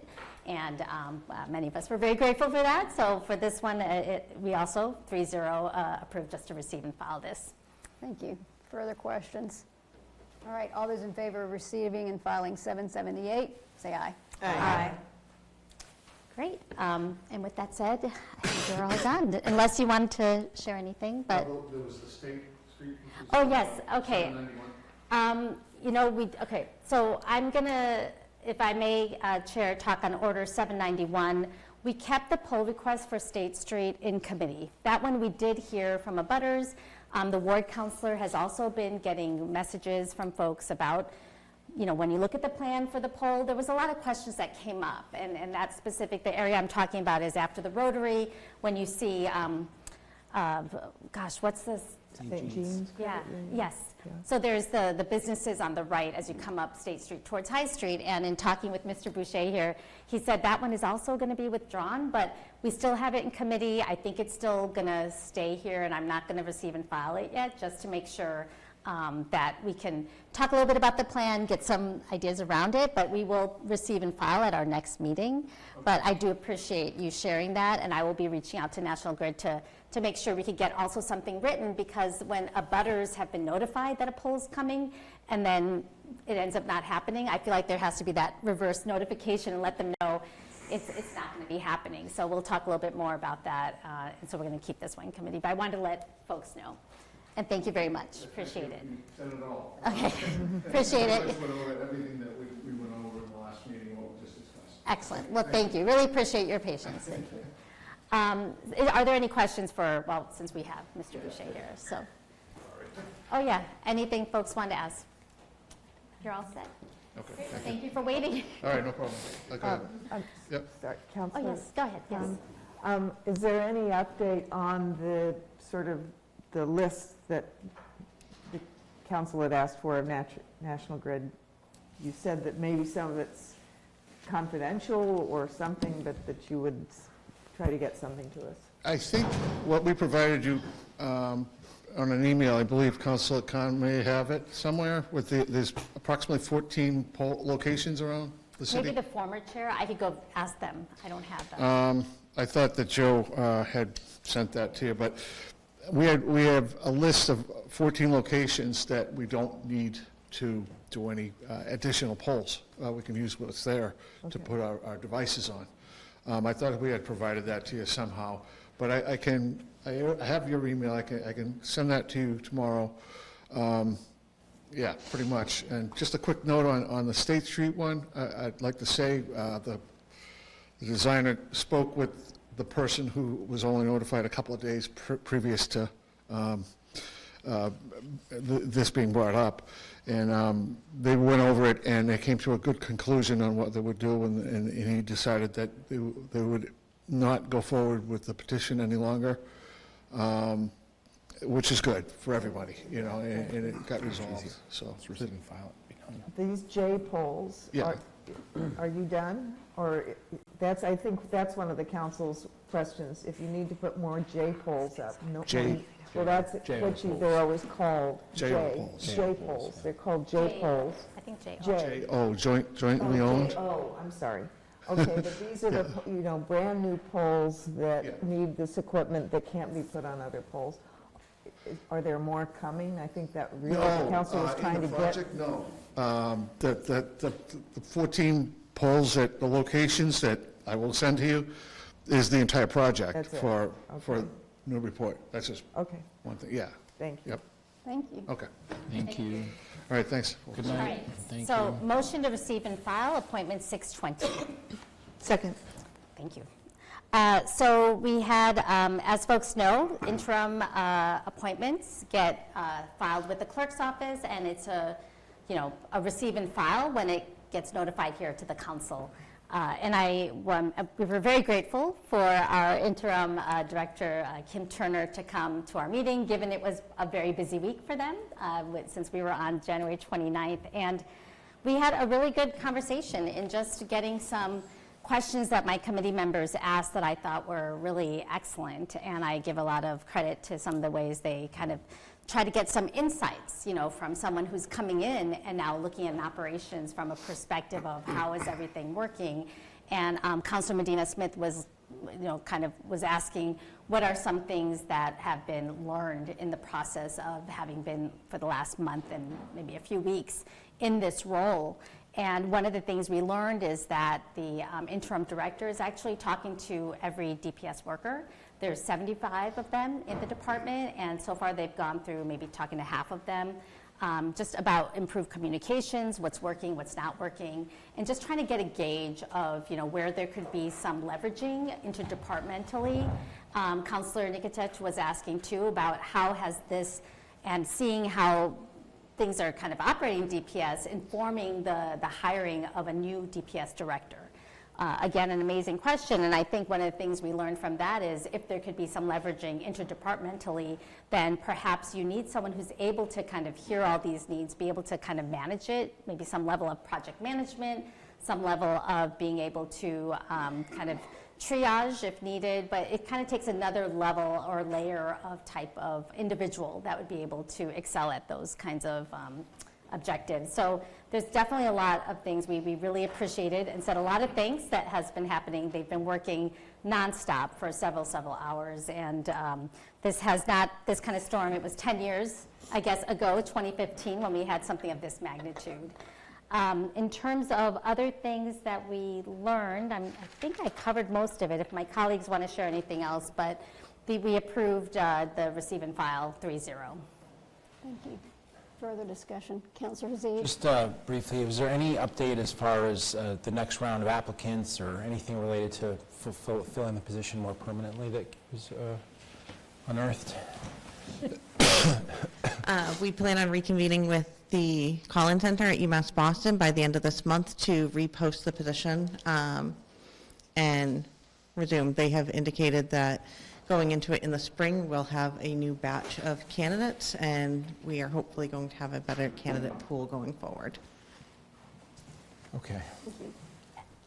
And, yeah, thank you. And I think that just along the timing, you know, the 90-day timing, and I know March, I think it would be through March 9th, is the interim appointment that we're receiving filing. So just, I believe that could be renewed one more time, if I'm not mistaken, because, yeah, so we have a total of 180 days. So I think we're in the right ballpark for if we have to extend this. Thank you. Thank you. Further discussion? All right, all those in favor of receiving and filing appointment 620, say aye. Aye. I think, Councillor Z, did you find a clarification on that? Is it 2 30-day extensions? It's not another 90. Oh, it's not? I thought it was a total 30 days. 2 30 90 and 2 30s. Oh, yes, that's it, that's it. Say again, sorry? And- It's 90 and then 2 Right. individual 30 days. Right. Yes, yes. So it's 150 days is what I'm Got it, saying. thank you. Yeah. Ballpark till May 9th, I think. Yeah. Okay. She's not. Yes, so motion to approve appointment 636. Second. Thank you. Mark Spencer, Dr. Mark Spencer, he's been on the Water Sewer Commission. He said for the last 2 years, I thought 3, but I should believe him. And he's up here for reappointment. He was also on the ad hoc for the prioritization of water infrastructure projects and was a very valuable member there. He has been working in the last, he's a chemist by his background degree, but he's in the last 15 years been having his own company around water and wastewater management. He has been, actually, again, my committee asked some great questions. I think one of the highlights of our conversation focused around, well, what, you know, after being on the ad hoc, you know, what are some things that you have taken away, you know, being a water sewer commissioner, and then seeing kind of the way the ad hoc was structured. And I think it was really around the effort on prioritization and how it kind of connected to the CIP effort that the Water Sewer Commission went through when they were trying to prioritize the water sewer projects, and then hearing how the ad hoc talked about it.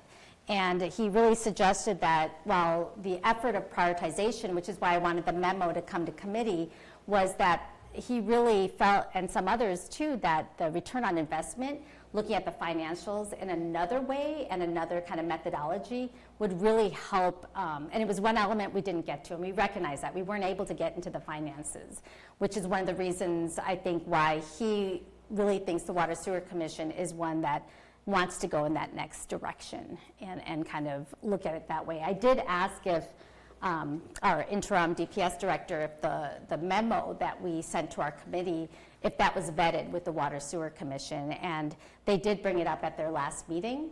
But another thing that that Mr. Spencer shared, though, is he did feel like the Water Sewer Commission were always asked to to approve things that they just saw for the first time that night. And that would be the memo as well, was one of those things. So one of the things he's hoping is to get things in advance so that they have time to look at it and then meet on it the next month. So I really think this is an excellent person to continue on the Water Sewer Commission, and so did my colleagues. We approved 3-0. Thank you. Thank you, Councillor Khan. Further discussion? Roll call. Councillor Harmon? Yes. Councillor Khan? Yes. Councillor Nikotich? Yes. Councillor Smith? Yes. Councillor Truck? Yes. Councillor Zede? Yes. Councillor Callahan? Yes. Councillor Cameron? Councillor Delai? Yes. Councillor Hall? Yes. Councillor Shan? Yes. 11 yes, motion passes. Great, thank you. Motion to approve ordinance 214. Second. Right, so I was telling my colleagues that it's not very common for our first meeting to have an ordinance, especially in public works and safety, or maybe it is. So ordinance 214 is to amend chapter 13, section 13-168, no parking on High Street. This is the crosswalk that is in front of, if you're going and entering over by the senior center and the Bresnahan from High Street. There's a crosswalk that takes you right across the other side, and obviously there's another crosswalk that crosses over the opening to get into the senior center. So this particular crosswalk, the other side does already have no parking that goes on the, and I'm really bad at the directions here. We were talking about easterly, westerly, but it's the other side going towards Toomey, if that little courtyard there. Did I get that right? It's to me, right?